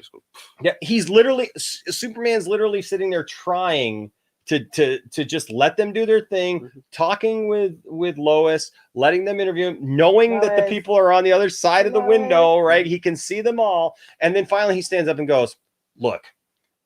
Right, and he just breaks things. He's just like, look, I tried, because he's willing to go so far with it, but you can't. It's he's appeasing them. He's not naive. You know what I mean? He's not stupid, and that's what I'm. Benson's. I checked the spoilers. Condor Man appears in episode 6. Caleb Richardson says, "Did y'all see the set leaks for Spider-Man 3 this week? There's a feast truck in the background, potentially setting up Martin Lee, aka Mr. Negative, from the PlayStation game." Oh, that's interesting. I knew that there was some that leaked, but I did not see them. Vishal, once again, Superman question says, or a statement says, Zach intended his soups to be more classic in the last movie. Absolutely. I wish it would be earlier, as I think a lot of fans want a more traditional version like the comics. I liked Man of Steel, but not BVS. I have to fully disagree with you with that, man. I understand that that's what you want, but that is not what the overall fans want. And I'm going to tell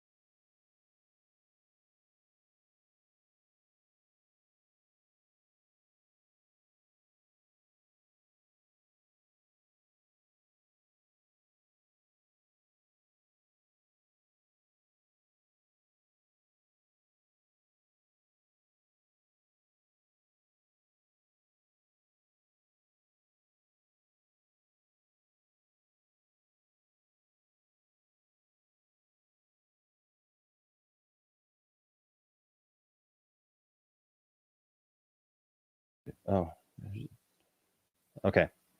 Hopefully, yeah. Okay, there we go.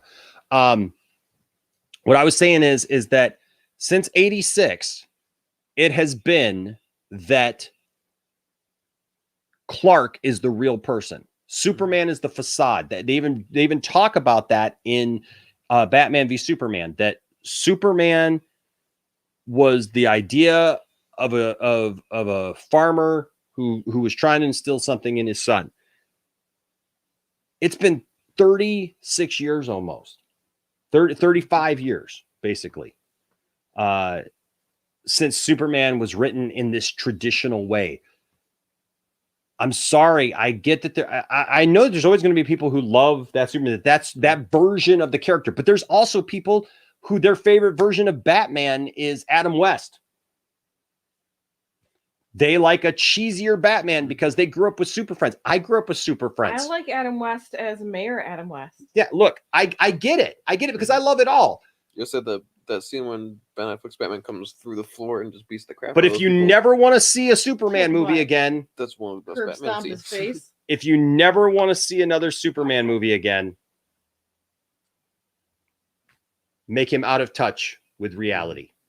Because you're going backwards. Because that's going backwards. You can't, just like you can't remake the 1938 Superman again. Mm-mm. You can't bring, George.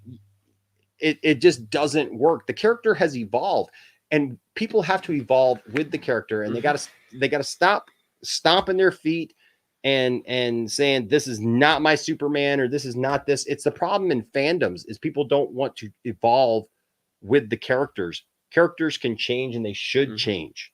Like I'm going to be 45, like I said this year. I am not the same person that I was 35 years ago. I was 5 years old, right? Or 10 years old, right? I was going to say, I was 6. You were older than me. Yeah. So I was 10 years old, I'm not the same person I was 20 years ago at 25 because I've evolved. Am I the same person? Yes. But do I look at things the same way? No.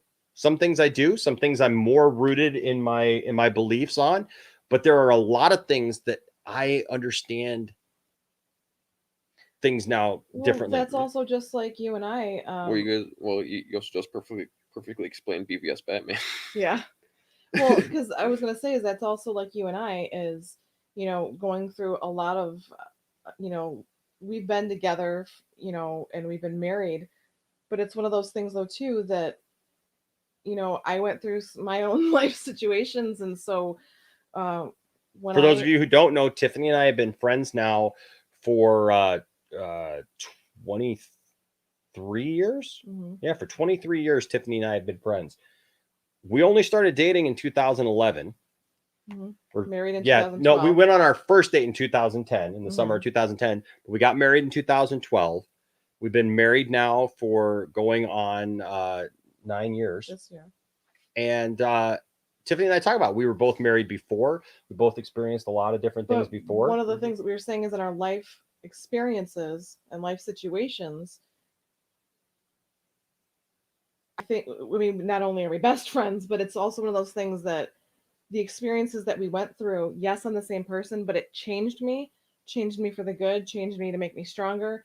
It's made me a different, better person, because of those life experiences. Same thing with Superman. If he went backwards, you have to take what he's learned, what he's done in the comics, what he's, been through.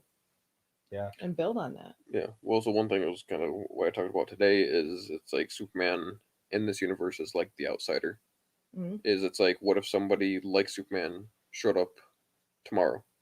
Yes. Would we just be like, oh, okay, he's like Superman, he's going to be good? Or are we going to be like, wait, what if... He's an alien. What the heck? Why should we trust what if him? he's good? What if he doesn't have the same intentions as us? What if he's not like us? He may look like us, but he's not. And that's exactly what Man of Steel is it's we even see that even with the government's wanting to control him. Mm-hmm. And he's, even though, like you said, he could just break right through the handcuffs, he's still willing to show, hey, I know you want to know where I hang my cape. You won't. Yeah. Yeah. And that's the thing also about the Superman is it's a more realistic, more modern Superman. It's okay if, say, someone like this showed up tomorrow, this is exactly how all of us would react. And you see the human side of him with his mom and with his woman, but yet you also see the godlike side of him, just fighting to keep those same women safe. Yeah. So one thing you guys may have missed that I did say about Henry's Superman is that Henry's Superman was always optimistic. Like just because he dealt with like some what people might think some real life things or some tough issues or whatever, he was always optimistic. Look at Man of Steel. Like I said, I don't know if you guys heard this part, but like he allows himself to be arrested. And then he's being questioned. He's being very patient. He's going through this whole thing. He's trying to allow them to do their job and everything. And then all of a sudden he's just like, okay, look, we got to be real. We got to be real right now. That's what I love about Zack Snyder's Superman is because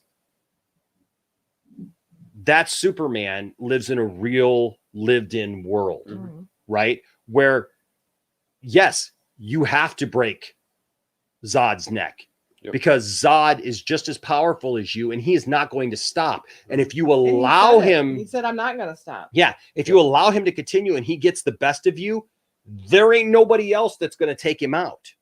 You're it. You are the last line of defense for the entire planet. And even like we see in BVS and why Batman has so much fear and hatred against Superman is because they haven't had anything like Superman until Superman.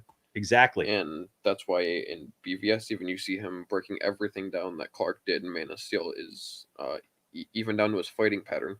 Is if you go back to that nightmare scene just before he passes out, or no, not that, when he first talks to Alfred, you see on the monitor, he's watching all the fights of when he fought Zod and knows says, okay, Clark fights the same way, the exact same way every single time. So when the time that he does fight him by the end of BVS, he knew what to expect. That's why he blocked every one of Clark's punches, because he realizes, okay, this is how he fights every time. He doesn't have his own fighting style. It's just and he made those kryptonite defenses against him, specifically knowing how he fights. And see, that is actually something in the comics that has been dealt with. That Superman over time, because he's gone through such periods of losing his powers. See, people act like what makes Superman is his powers, but it's really not. No. There is a part to Superman where he went through that, where it was like he relied too heavily on his powers and his power set and all those things. But the reality is Superman actually has trained himself then to do physical combat. He's gone through times where he's been powerless. He's traveled to distant worlds where he's lost his powers and different things because of not being under the influence of a yellow sun. He's had to learn different martial arts and different things so that he's evolved. Kryptonites have been thrown at him, like red kryptonite, blue kryptonite. Yes. So he is Superman is very, very smart. And I don't think a lot of people give him the credit for that. Like, but when he's starting out like that and he's taking on somebody like Batman, his first thought is to dismiss Batman as just being a human, as just being like, okay, it's a guy in some armor. He's not going to get the best of me. And I do agree. I know stuff and things. Spacing Llamas here says, we have a Justice League versus Superman sequence in the movie. I understand he's stronger than the League, but Justice League pushed that narrative too hard. It really did. It really did push that narrative a little too hard, given the fact that like he's just very dismissive of everyone. One thing I'm not expecting to see in Justice League, but I think would be cool to see in a future film, is you get that scene from the comics when Batman's like, oh yeah, I have a way to take out the whole Justice League if any of us go bad. Yeah. As I would love to see a scene like that, especially with Ben Affleck's Batman. Heck yeah. He's just It'd be talking believable from him. And I could also see this happening in Justice League when he's talking to Diana and she's like, what's that file for? And he goes, that's if any of us go bad. I know how to take every one of us out, including myself. Because we were talking about that at work today. I was like, that's awesome. That would be a cool thing to see.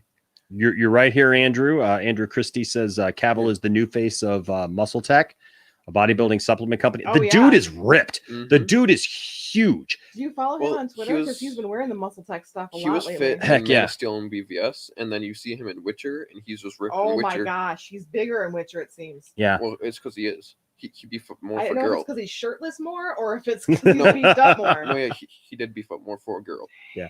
Anchorman, do you love Superman Red Sun? I like the story. Yeah. I think it's a very interesting story. It's a great Elseworlds tale. It's a great Elseworlds tale because I like seeing Superman portrayed in different ways that you wouldn't normally, see him in. Arkham Gaming here says, I know you like movie theaters, but if a big movie like Justice League does so well and gets a sequel on HBO, do you think it will be an end of an era of theaters and we'll get more big movies on streaming? I'm guessing you're thinking if they continue it on HBO Max instead of in theaters. Well, look, this movie's going to get a theatrical run. You're going to get to eventually see Zack Snyder's Justice League in the theater. Yeah, it's just going to be first on HBO Max. It's just going to be on HBO Max first. So I don't know. I mean, I don't know what their plans are for it, but I think that it will take much more than just one series of films. I do think that, I mean, we're seeing it now with Netflix, even like that Netflix is raising the bar as far as movies and things like that are coming out, so be careful of this, because that's what knocked that loose. Okay. Real quick here.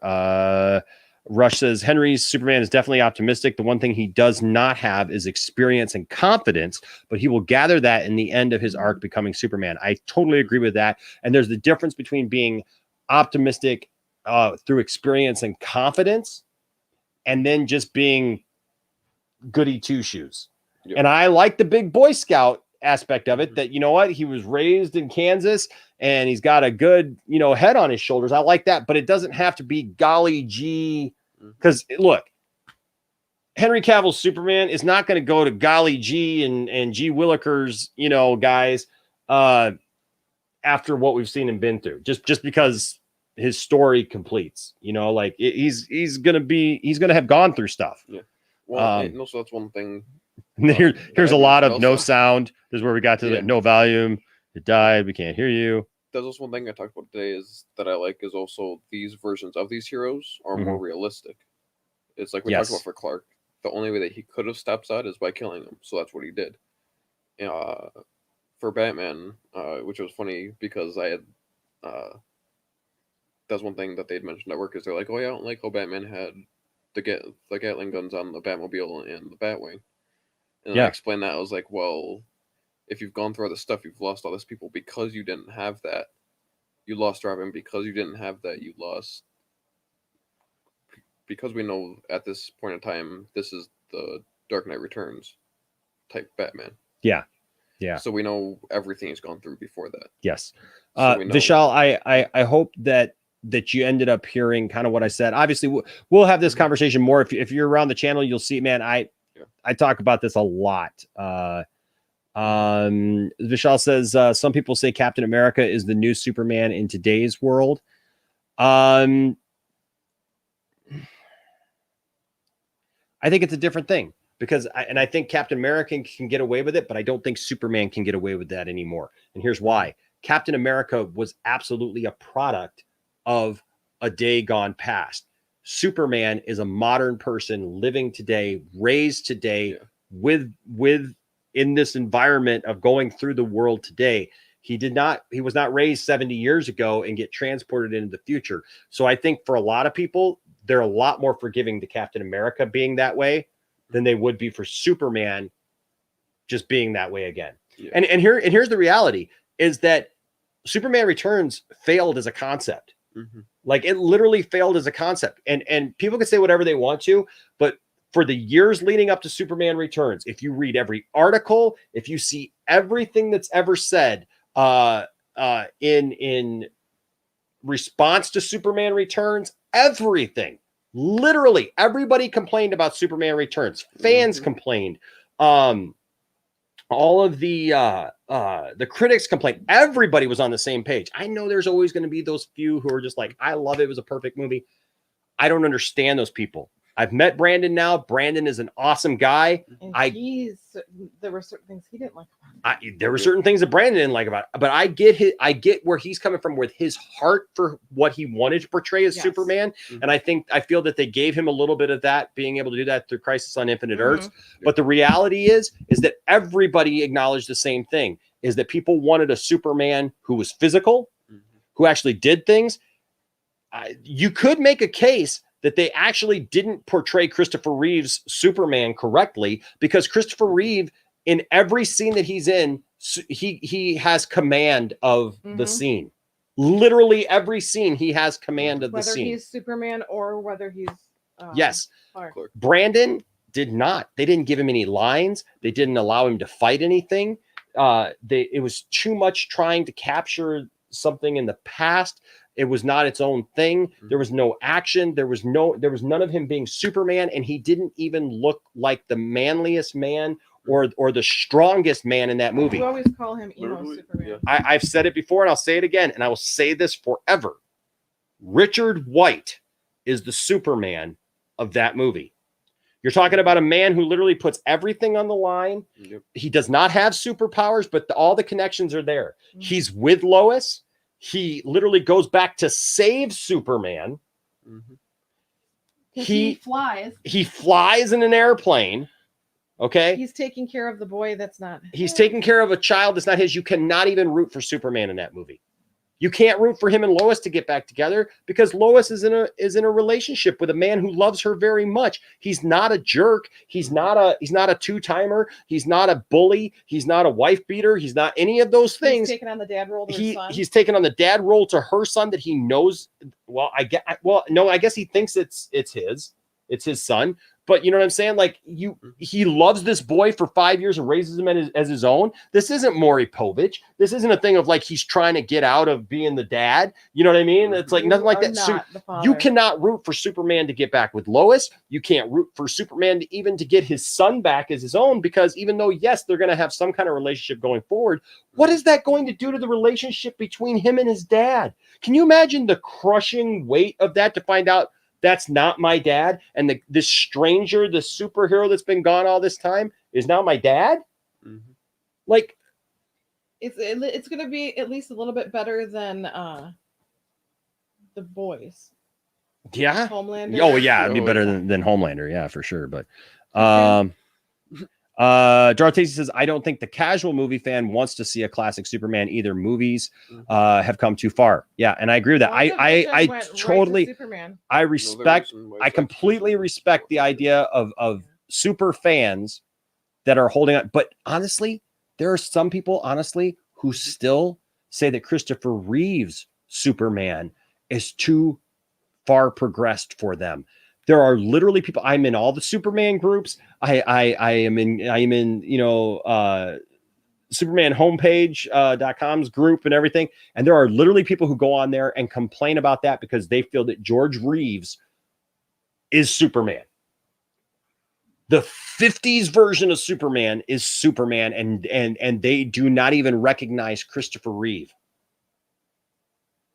That's what I'm saying is like there are some people who literally don't know what they want from Superman because they got it with Superman Returns and they didn't support it. And then they clamored that they wanted all this other stuff. They wanted a Superman who actually dealt with real life problems, was actually, a certain way and actually fought things and did things, whatever. They got it with Man of Steel, and then they still complained about that. Yep. So look, fans are just very passionate. Fans are just very passionate about Superman. So I can understand that. And that's why I try to respect people's opinions about Superman. As a super fan myself, who literally, it's the only thing I have tattooed on my body. I've said it many times. My son's middle name is Jor-El. I have a certain way that I want to see Superman too, but see, here's the things. I'm not locked into it. I like George Reeves' portrayal of Superman for the time that it was. I love Christopher Reeve's version of Superman. West version for the time frame that it was. You're talking to a guy who has a Nuclear Man t-shirt, right? Like I can watch Superman 4 even, and I find it funny. And there's some awesome moments. I just quoted that. I just quoted that movie. Like 3 flying scenes. Let me grow my nails to Dawson. Yeah, like look, but I understand the cheesiness of it too. That it doesn't work when I came out of Man of Steel, I had finally seen the Superman movie that I had longed to see, of a cheeseless Superman. Yes, a real man who was dealing with those things, and what would the world be like? And I'm sick of hearing people say, "Well, they only made that movie in response to Batman Begins." No, that is not true. It was Zack Snyder's. Yes, Christopher Nolan was a producer on it, but he did not dictate how that movie went. It was finally a movie that shares in the similarities in the fact that it's kind of in a real world kind of situation. Yeah. But the two are not crossed over. You know what I mean? Also, one thing that Henry Cavill Superman knows is he has to blend into society to be accepted. See, Caleb, this is where I will disagree with you. I don't think that they need to be direct adaptations of comics. Yeah. I don't think the movies do. And I get where you're telling new stories, but here's where I do have a problem. For example, Nuclear Man. Nuclear Man was not a Superman villain. The computer that Superman fought in Superman 3 and Webster and Webster Co. and all this stuff were not Superman villains. Mm-mm. That should have been Brainiac in Superman 3. Mm-hmm. It was supposed to be. It should have been a different villain. It should have been Bizarro in Superman 4. Yep. People can get way out of whack when they're telling new stories. Yep. And you have to be careful because there's a reason why these characters and why these people in these comics are so beloved. Mm-hmm. Yes, I would love for people to just be able to make look, Batman Begins, for example. Great story, but it took it borrowed a lot of stuff from a lot of different comics.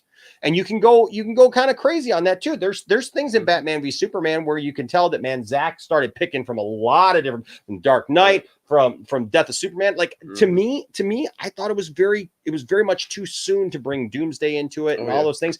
But then you got to realize how Zack Snyder's brain works. And he's like, well, that's not even the original Doomsday. Mm-hmm. Right? That's this other thing. That's the Earth made Doomsday. Yeah, that's the Earth made Doomsday out of Zod. So that's why it looked the way it is and why it was the way that it was, right? So I can respect that a whole lot more. The only problem is that Doomsday killed Superman. Yeah, and the only person that's killed Superman is Doomsday. Yeah, so you can't kill Superman again. Kryptonian Doomsday. Yeah, you can't kill him. Doomsday. Can't kill him again. Yeah. Caleb says, if I want to see Dark Knight Returns, I'll go read the Dark Knight comic. Dark Knight Returns comic. If I want to watch an original Batman story, I'll go see Christopher Nolan, The Dark Knight. It's for me, see the way around. If I want to see a Batman, I always watch BVS. That's my favorite Batman. Yeah, but I don't even know that The Dark Knight is necessarily like The Dark Knight. Christopher Nolan borrowed a lot from a lot of different stuff, man. So I don't know. I still love those. Manny V, yes, yeah. Zack Superman is fine the way that he is. All of Zack's heroes. I am not familiar with Live on Patrol. Vishal says, what I mean having a classic Supes, I don't mean the pre-Reeves version. I just think this version of Clark isn't as charismatic as the others, in my opinion. Really? Because I think that he's more charismatic than anything we've gotten before. I mean, besides George Reeves, actually, because George Reeves was actually a cool Clark. He was winking at the camera and stuff, and he's like, "Oh, Lois, you're full of crap," basically. You know what I mean? Yeah. He wasn't a nerdy stuff. All that was Christopher Reeve, and honestly, a case could really be made that version of Clark really doesn't exist. Mm-hmm. That was something that was kind of made up and created for that. Man, I guess I see Henry Cavill's as very charismatic in the fact that he's real, that I can actually see myself as that person dealing with the weight of the world on his shoulders. Also, he knows, and you see it a lot more in BVS, is he has to blend into humanity for him to be accepted. Yes. Because when he's Clark, nobody bats an eye, and nobody thinks that he's Superman. Nobody cares if he's Superman. He's just another person. But the moment that he becomes Superman, that's when everybody is like, wait, you did this with Zod. We didn't accept you before until Doomsday. Yep. No, I agree. Yeah, Caleb, I agree here. Many of you says agree with Poindexter. I personally like Zach's take on a more realistic Superman or heroes in a real world. I agree. And Vishal, I just read this comment. I love the scene, the end of Shazam, because it shows how Superman's willing to take out time to help a disabled kid. More moments like these should be used more, in my opinion. Those moments need to be special moments. Those cannot take over your movie. Yeah.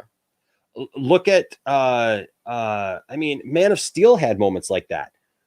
It doesn't all have to be him, like, you know, like helping a little kid or something like that. Look at the moment where he comes out of the rubble and the military stands down and they're like, this man is not our enemy. That's one of those moments for me. Yeah, because if that was Pharaoh would have took them all out. And then Clark steps out and he just looks at him. Yep. So where I agree with you that's fine, and those things should be like I actually like, in theory, the begin. I mean, it was shot horribly, obviously, because they did the upper lip thing, you know, at the beginning. But like with the cell phone and with the kid talking to Superman, I like that. That should be a part of Superman. That's what the one thing I talked about work is one way they could have made this. I don't want to say better, but like make the upper lip look better. Downscale the quality of that video at the beginning to show, hey, this was shot on a phone, rather than just assuming it was shot on a phone.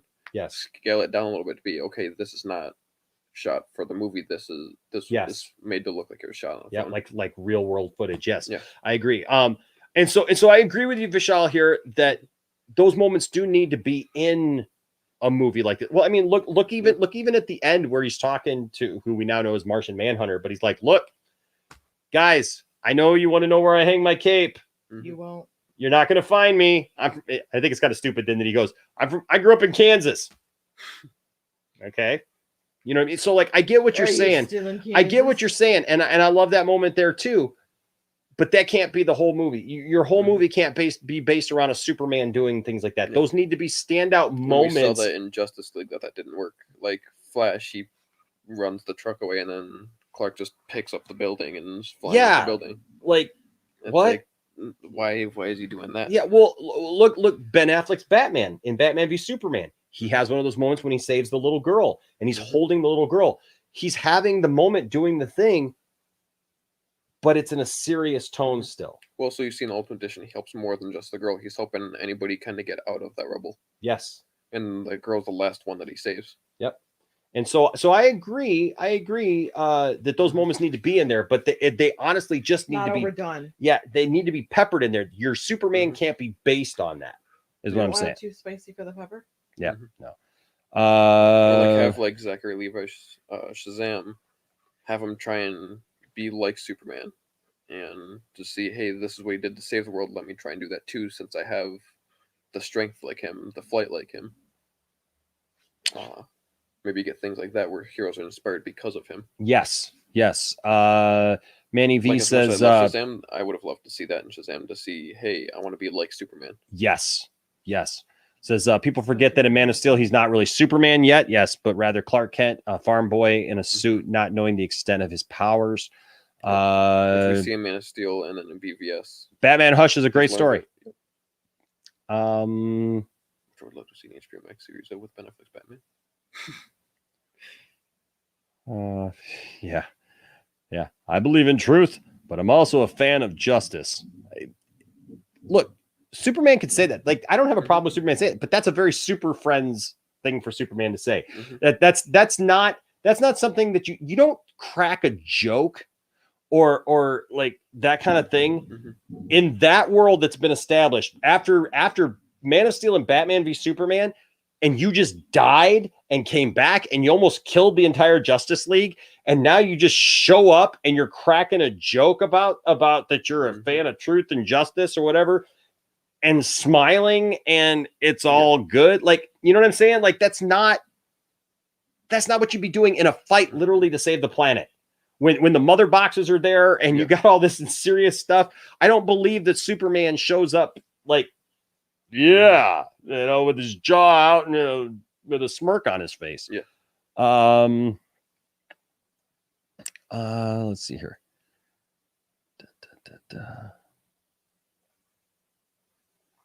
Hey Richard, let's I don't know why we're promoting Nicotina's swag here. But let's not put a bunch of links in our chat if you could help me out. The links for everything are down in the description below. Let's not I love Nicotina. I definitely want to support Nicotina, but let's have a talk before we just start putting links in the chat. because I definitely support those guys, and I've hawked their stuff. Trust me. I know Nicotina's got new stuff, so that's cool. I mean, I've got Nerdy's hat and everything else, so I don't want it to sound like I'm saying don't promote their stuff. I'm saying okay. Yeah. Don't forget the Superman Returns had weird Lois Lane foot scenes, and also had Superman like spying on Lois too. Vishal hates Superman Returns, which I think is interesting given what. Yeah, if you like the other stuff, that's interesting. My favorite top 3 of Superman are comics, the animated series, and Christopher Reeve. See, and I'll be honest with you, the animated series, I like the animated series. I don't love the animated series because what I see in the animated series, Batman, the animated series, which is set in that same world, is very much set in a realistic tone. Superman many times is not set in a realistic tone. He's kind of that 1950s kind of wink at the camera kind of Superman thing. And by the time you get to Justice League, it's almost like the entire Justice League is in a real world scenario and Superman is outside that. And that's one of the problems with Justice League is that the longer that show went on, the less they used Superman because they wanted to tell real stories. And you saw less and less of Superman being active in those stories because Superman was never a challenge. He was never challenged with anything. And he never had to deal with anything the way that all the other characters had to deal with stuff. And so Superman would show up. I mean, I think the realest it really ever got was a couple of times when he took on Darkseid and he actually gave Darkseid everything he could give him. I mentioned that, when he tells Darkseid, everybody else I have to hold back on, but you can take it. So I'm going to give it to you. And then when he fights Shazam, which that was something that I corrected. Torian is like, oh yeah, he said that to Doomsday. And I go, no, he said that to Darkseid. Yep, he said it to Darkseid. Well, and here's the other thing too. If you watch the animated series and you watch Justice League, every time Superman gets in a fight, the whole city is destroyed almost. Buildings getting taken out, huge holes in buildings, streets being tore up, buildings collapsing, tearing down and stuff. And yet people complain about Man of Steel because some buildings came down. I don't get it. So has our world. Darth Tasty also says I love the classic Superman as well, but I think that he served his purpose. We definitely need a more modern, realistic, at least for now. I mean, yeah. Unless, the show that we started talking about was WandaVision, unless he is going back to the 50s era version in WandaVision. If they show something, yeah, from that for sure. Okay, let me trying to get all through this, guys, because I want to. We went very Superman on a WandaVision. Yes, we did. I think my version for classic Superman is different to how everyone would see it. Is when I mean a classic soups, I mean a comic accurate soups. I would just ask what era of comics, because if you're talking about any time in the last 35 years, man, that's Man of Steel. That's Man of Steel. It literally is Man of Steel. If you read everything, man, from 86 on, of how even Injustice Superman with the nightmare sequence. Oh my gosh, when they reinvented Superman in 86, when John Byrne started rewriting him, and you had Jurgens and Ordway and all those people, I mean, and it led up to the death of Superman. With Clark and Lois getting together because Clark was the real person and she actually chose Clark over Superman because he was real, he was there, he was supportive, and then he revealed to her that he was Superman. The death of Superman, the return of Superman, all that. And for years afterwards, very serious Superman stories, so that's all Man of Steel Superman stuff. And then if you go outside that, the darker stuff, like you said, that was written, even Elseworld stuff, there was like one-offs and stuff like that. Yeah. It's all been very serious. Well, yeah, it was Injustice that said that was a lot like the nightmare sequence. Yeah. It was Injustice. I'd love to see some Superman versus Brainiac. Yeah, exactly. He says, it's okay, Vishal, that's good. He says, I don't want a Superman that's like the dude from Megamind. Then we're good. We're good. I forgot what you just mentioned that.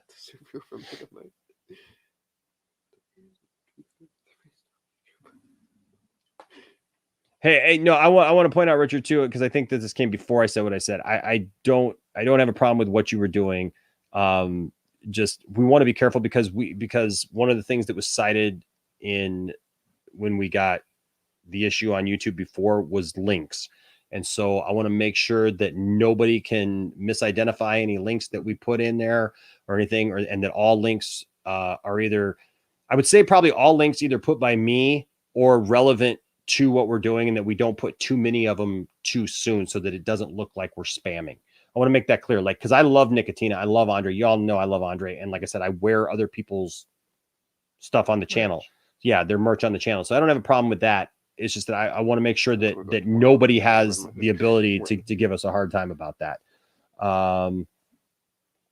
What's up, Drav Walker? Good to see you. Says hi, Enosh and Son. Hi, everyone. Just joined. You missed quite a bit. But I'm glad to have you here. Landon says The Dark Knight is good, but BVS is better. Yep. Lindsay says, as far as Batman goes, my two favorite portrayals of him is Michael Keaton and Adam West. See? And there's nothing wrong with that. See, that's what I'm saying. There's nothing wrong with that. But like the Adam West version, for like the Adam West, man, and Mike Keaton, those are two completely different versions, right? But see, what I see about that, Lindsay, when you say that is you're like me, you have an appreciation for all of it. Where I think that sometimes people they put themselves in these boxes, and there are people who will be like, this is the only Batman that I like. This is the only Superman that I like. This is the only portrayal. I like tids and bits of each Batman. And so you are literally, Lindsay, when I see this, you are the epitome of what I'm saying, is being able to appreciate and take from all of it. You know, that's why I'm also excited about seeing the multiverse, because what version are we going to see? Exactly. What version of these characters are we going to see? You'll see, and from her, I'm on the upside end. Just like when I think of Superman, I think of Henry Cavill Superman. When I think of Batman, I think of Ben Affleck's Batman. That's the version of that character that I want to see. Yeah. Joey says, have you seen Facing the Giants? It's been a long time since seen Facing the Giants. One of my favorite movies. I knew she was going to do that. She loves that movie. When he's going down the thing and he's carrying the kid on his back and he's thinking he's only making it a little bit, but the coach has him blindfolded and he goes the whole length because he didn't know his own. You should just do a review of the movie, Tiff. It was good. Tiff on movies. What's up, Fatma? Good to see you. Says, hey, you guys. Oh my God, I love this. Tiff, I love your pink jumper.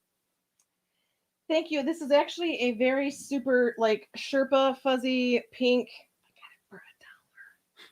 But I figured I'd wear it today because I was like, it's the same color as Vision's face. So why not? Drav Walker says, Enosh, when he says this man is not our enemy, that's Guardian. Like the comics, just not the gold blue suit. Yeah. So, but what a great line. What a powerful moment when Superman steps out like that and he says, this man's not. It's like this pivotal moment where their opinion of who Superman is changes and they realize this guy is fighting to save us. After seeing Zod and Feora and all general, of them, I think that's his way of saying, hey, is this the Kryptonian that I've been looking for, or is this the one that I'm supposed to look out for? Yeah. And that's when he realizes, okay, this is the one that I'm supposed to look for. Yes. Every good fight is its own. Joey, I'm with you. I can't wait for episode 5 of WandaVision. Manny, I'm with you there. Can't wait for Zack Snyder's Justice League trailer. One thing that would be cool if we get it in Justice League is a fight between Martian Manhunter and Superman. So when we get those things from the comics, when Martian Manhunter says, yes, Superman's strong, just like me, but he's still stronger than me. Kind of that would be something that would be cool. Because whenever Martian Manhunter was like, yes, I'm strong just like Clark, but Clark's still stronger than me. Yeah. Drav Walker actually brings up a really good comment here. Says, this guy's still bothering you? Soup says to Steppenwolf in Justice League after he came back from the dead. I was like, how did he get from death to that? Yeah. Yeah. I mean, like how do you get to a one-liner, a joke? You know what I mean? Like, just, it doesn't work for me. Yeah. Like you said, you live from almost taking out the Justice League to now being cheesy when fighting Steppenwolf. Yeah. Well, I'm glad Vishal says, yeah, I don't get why people complain about the destruction. I mean, it's there, I mean, like a lot of people are like, well, you should have gotten him away from the city. You can't always do that. So then you're in another city, you're in another part. You're still going to break somewhere. Yeah, Aaron Entertainment says, just like Dragon Ball Z, fights end up like destroying the Yes. world. Joey says, Man of All Steel a is sudden, great. Someone becomes a Super Saiyan and everything goes. It's like even look at the game Astral. Yeah, I mean, past 30 years, beings trying to fight each other, and the city's still getting destroyed. Yep. I'm not a fan of the classic soups before Reeves. Godzilla's Kong. Fatma says, I actually love this Superman chat. I genuinely think Man of Steel grounded him and made him more relatable and gave him real humanity and raw emotions and conflicts. Fatma, I couldn't have said it better myself. We started with WandaVision. We ended with Superman. I'm telling you what, I almost need to clip this whole conversation and just put this out as his own video so that people actually are able to find this conversation because this right here, the epitome. Superman. Look, when Batman says about Superman that he's more human than anyone else he's ever met, and he has said that in different incarnations, like in the comics and different things. Well, also he doesn't say that directly in BVS, but he implies that he says men are still good. Yes, and that's the thing when he says that in the comics about Superman, that Superman is more human than any other, like, dang it, Man of Steel showed that. So showed that real person, right? Yep. And also you want to talk about that wanting Henry Cavill Superman to be hopeful and stuff and charismatic. He did that indirectly when he sacrificed himself. Yep. So Joey asked a question, do you think Superman is going to be in Shazam 2? So Shazam 2 is Fury of the Gods. I don't know that Superman will be in that. Vishal says, I hope Cavill Soups is in Shazam or Black Adam. So I think that Black Adam will make a cameo at the end.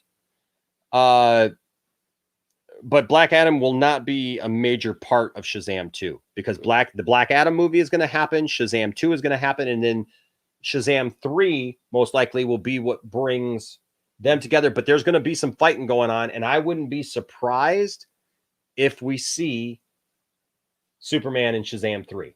Yeah. I wouldn't be surprised if we see Superman in Shazam 3. Or fight between Black Adam and Superman. Yep. Or I want to see that so bad. Oh, I want to see that so bad. The two deepiest of men's.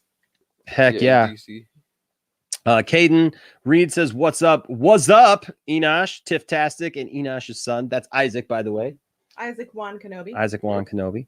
Aaron says, Adam West Batman was awesome. It works for its time in the 60s. Absolutely it does. You know how excited I was, guys, when I went to WB studio tour and I actually got to be there. You know that the opening scene there, you know, well, it's not the opening scene, but like the scene that was in Adam West Batman all the time that showed you know, like the police station was ever had the steps going up and the pillars and stuff. That set is right there. And you could see it. And I also got to see just outside of what was the Daily Planet from Lois and Clark, you know, and stuff. And I was just like, but looking at that scene and like seeing it so many times, I was just like, man. And even nowadays, how many times do we, even if we're trying to be cheesy or funny, we still use the Adam West, well, not West, but the Robin. Yeah. Holy crazy nightmare Batman. I mean, like, we always joke about that and say that. Because Absolutely. That's just what it was. Dravwalker with the $10 Australian super chat. Thank you so much. And Dravwalker is also a member. And, you know, I think that this is as good a time of any. I didn't do this at the beginning, but I would like to thank all of our Patreon. I'll bring this back up here in just a second, Dravwalker. Thank all of our Patreon supporters. Thank you so much for being a Patreon supporter. And then also, thank you to all of our members. And remember, with memberships, you guys get all kinds of added bonuses and stuff like that. Probably now. So we had a private stream set last week or a couple weeks ago, I should say. And so we're going to bring that back. I'm probably going to send out an announcement tonight that we're going to try to do that maybe Sunday afternoon. And have that for a private stream for all the members and all the Patreon supporters. You guys are awesome. Literally for $1 you can become a Patreon member, and for as little as $1.99 you can become a member, and you get cool emoticons that you can use. I got a couple more emoticons coming. I'm going to let you guys vote on, and then also you also get put in the running every month for our giveaways. So our next live stream, I'll be announcing what our giveaway is for right now this month. But last month we did 3 giveaways. We did 3 giveaways. We gave away a bunch of stuff, and I mean we gave away a cool Star Wars poster. We gave away a Patty Jenkins pop vinyl. We gave away what else did we give away? We gave away the Matrix trilogy plus the Animatrix.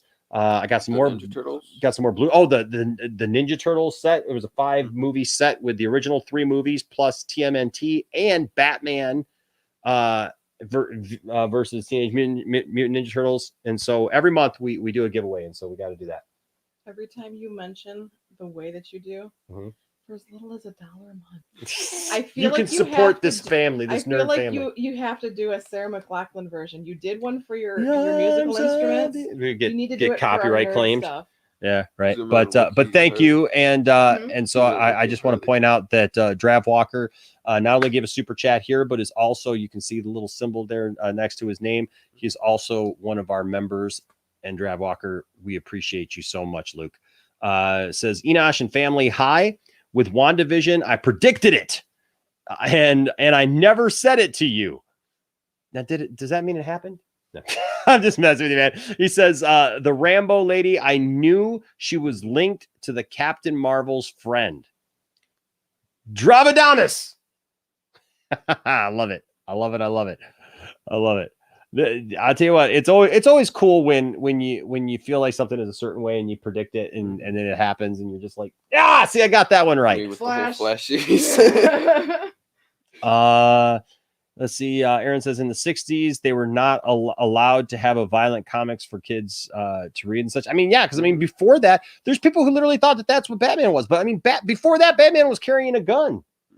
Batman was dark even before that. But BVS, you know, it was curb stomping people's faces. Yep. Head with the crate. I know, Fatma, right? $1. Literally $1. and you get bonuses and Cost you $1. Yep, you get bonuses and fun stuff, and probably a giveaway that we'll do here pretty soon will be like maybe one of these Poindexter Lounge t-shirts with the new. I know this is a sweatshirt. Although if you become a member at the highest, I had to do it at the highest one because stuff costs money. Also, one thing that I thought about today. But we have one person, Tony, our good friend Tony, he's on there, and Tony asked me, he says, because at that rate, you get everything that comes before it, plus you get a t-shirt every month, a new design from the Poindexter Lounge. And I've had to send him 2 so far, and I was just about, because I'm send it to him in 2s and stuff. And so he says, hey, can I save up for like 3 months and get a sweatshirt? And I said, yeah, you can do that. Nice. So if you become a member at that highest rate, whatever, like you can do that, and support the channel. Like whatever. Like we don't expect anybody to give, but when somebody does give, we do like to recognize you and we do like to give back. And so we'd like to make sure that people are aware of what's out there. Darth Tasty got his shirt. He also got his sweatpants, his with this logo on it. And Teespring messed him up. We didn't mess him up, and Teespring is taking care of it. Just so you all know, Teespring. Nice. Plus, they're letting him keep the ones that got messed up. The logo they printed was a little off. Yeah, I don't know what that was about, but they have to go together like a Switch Joy-Cons. And I can't wait because I got hats. I got both trucker hats coming. Trucker hats are available right now, and then also the snapback hats. It's all available on the Teespring that you can see. Grace Randolph is saying that the trailer for Zack Snyder's Justice League is coming February 14th. That's our anniversary date that we became boyfriend and girlfriend. That'd be a nice thing. Well said, Fatmaverse. Yes. Fatma says, I'm a Batman fan through and through, but Man of Steel made me love Superman more so than anything else. Zack did a phenomenal job.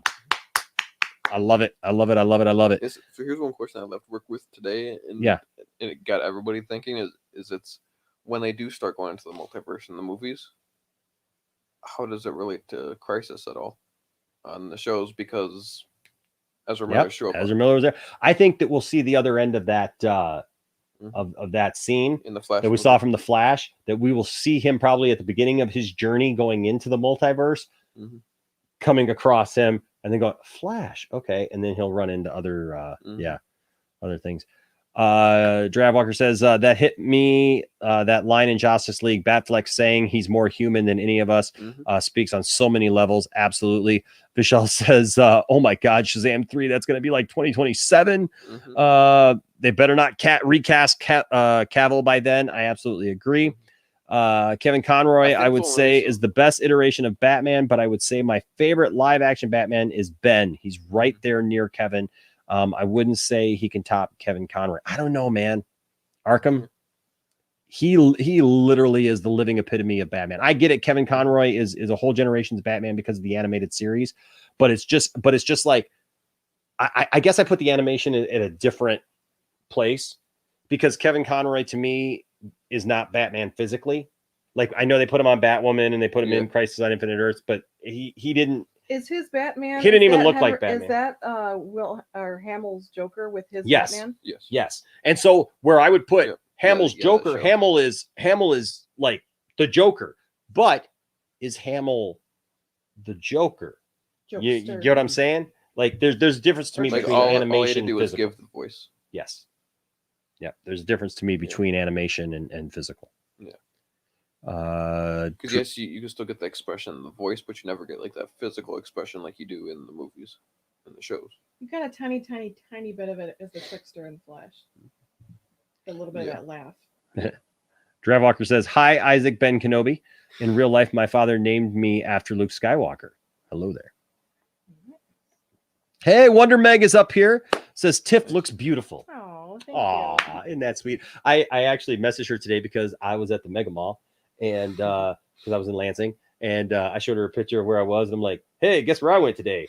Because she loves the Mega Mall too. And so we started talking, and I said, "You know what we need to do? We need to do like a big old 2-part episode and meet up with Meg like over there and like go to a couple places, like go to the Mega Mall and stuff, and like do a whole episode about that, like do part 1 on her channel or part 1 on our channel, like do part 2, like you know what I'm saying?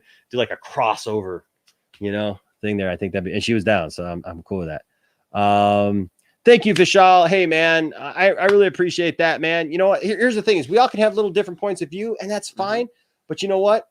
We're all fans. And look, that's what fans do. We bounce ideas off each other, and you're not gonna like you're not that's what families do. That's what we say. This is our nerd family. Same, like even though Deandra and I have like the same like way of thinking with all this stuff, we definitely do that all the time. We'll just randomly text each other and be like, "Wait, what if this ever happened with this?" Yep. And that's the thing. That's why we call you guys. That's why we call you guys our nerd family, because that's exactly how we look at this. Is that you may not agree with every idea that I come up with, and I may not agree with every idea that you come up with, but it takes all of it. And you know what? We respect each other, and that's the important thing. So we all bring up different points of view, which make other people think. And I mean, that's how we got Wandavision going, because when I was in the League of Mayhem, everyone was kind of about it, and then when I started telling them what Isaac told me, and they were like, "Yeah, what?" Well, you'll still enjoy it because you're like, "Okay, this is something new. This is something that I like." And then I explained the comic side of everything to you, and you're like, "Oh, okay, this is what this show brought it is." to a whole other level. Oh, Darth says Tiff-tastic needs her own emoticon. And then Dravwalker here says Tiff-tastic would be a fantastic Harley Quinn. She is, and I've got her picture here as Harley Quinn. And that's not even your best Harley Quinn. Like, that's a good one. That's a good one, but that's even Arkham Knight Harley Quinn. Yeah, that's one of your Harley Quinns. That was just this last Halloween. That's why. Yep. I have the one where I wore the orange jumpsuit when she was in jail. I like that one. I know. Just saying. I also have the makings of my own version from Birds of Prey if I want. Dravwalker's right. I just told the boys this the other day. He played George Reeves' Superman in Hollywoodland, the movie Hollywoodland. So he's and in that movie and that's not that movie, is it? No. What movie is it that he's with Diane Lane? Which, by the way, guys, if you have not seen the movie, was it Let Him Go? What was the name of that movie that we I think watched? that's what it Yeah, Let is. Him Go. Let Him Go. Watch Let Him Go. It reunites Kevin Costner and Diane Lane, who played Mom and Pa Kent in Man of Steel. It reunites them in this movie that is just fantastic. That was a good movie. What's up? Hush TTV says, I loved WandaVision. My dad's birthday is on March 18th. Snyder Cut present. That's awesome. Which actually the 18th is a Thursday. Yeah, we're almost through. Oh, well, we'll know what we'll be doing. Arkham Gaming says the Snyder Cut is going to be a good spring break present for me to get away from school. Can't wait for March. Awesome. Darth Tasty says definitely pulls off Harley Quinn. She does. She does well. And then Paulo Leon says hi. How are you? Good to see you. Mm-hmm. All right. Well, we got to everybody's comment because that's what we try to do. We try to get to everybody's comment. We're so very thankful for all of you guys. You guys are just fantastic. Thank you for joining us here as we came back.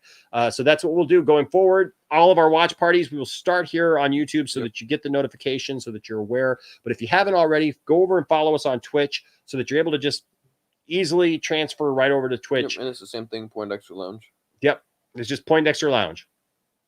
So just find us over there, do a search over there. And if you haven't set up a Twitch account, it's super easy. You know, it's just the basic stuff you put in. And, you know, if I remember correctly, I think you can use a Google account too to make your Twitch account. Oh, okay. Autofill? Yep. Okay. Yeah. So go ahead and do that. And then that way you can go ahead and do the watch parties with us when we do watch parties so that we don't have to worry about copyright anymore. And we don't have to worry about all that stuff because it's not an issue over there. So, and then what we'll do is we will jump back over here and add back technically we'll have YouTube. part 1 and part 2. Yep. So every week we'll have part 1 and part 2. We'll have the welcome and then we'll have the part 2 where we come back and do the full review and then talk. We used to call this talk nerdy to me. Now we're just talking. Now we're just because we always end up doing our discussion of the show. We always talk about the show, and then people ask questions, and so we just love talking about stuff. We started with WandaVision, we ended with Soups. Quickly though, Tiffany, on a scale of 1 to 10, you give this episode a 10. Yes. Okay, Isaac. Because to me, that this episode, it got you thinking. Mm-hmm. All of a sudden, it took you from, hey, these were the first 3 episodes. Bam, here's the other end of it. We got to show you from a movie what actually happened on the other side. Okay. You got to see a little bit of her. You got to see a little behind the scenes. It just was really good for me. Mm-hmm. Isaac, what do you say? You'll say the same thing. 10? Yeah.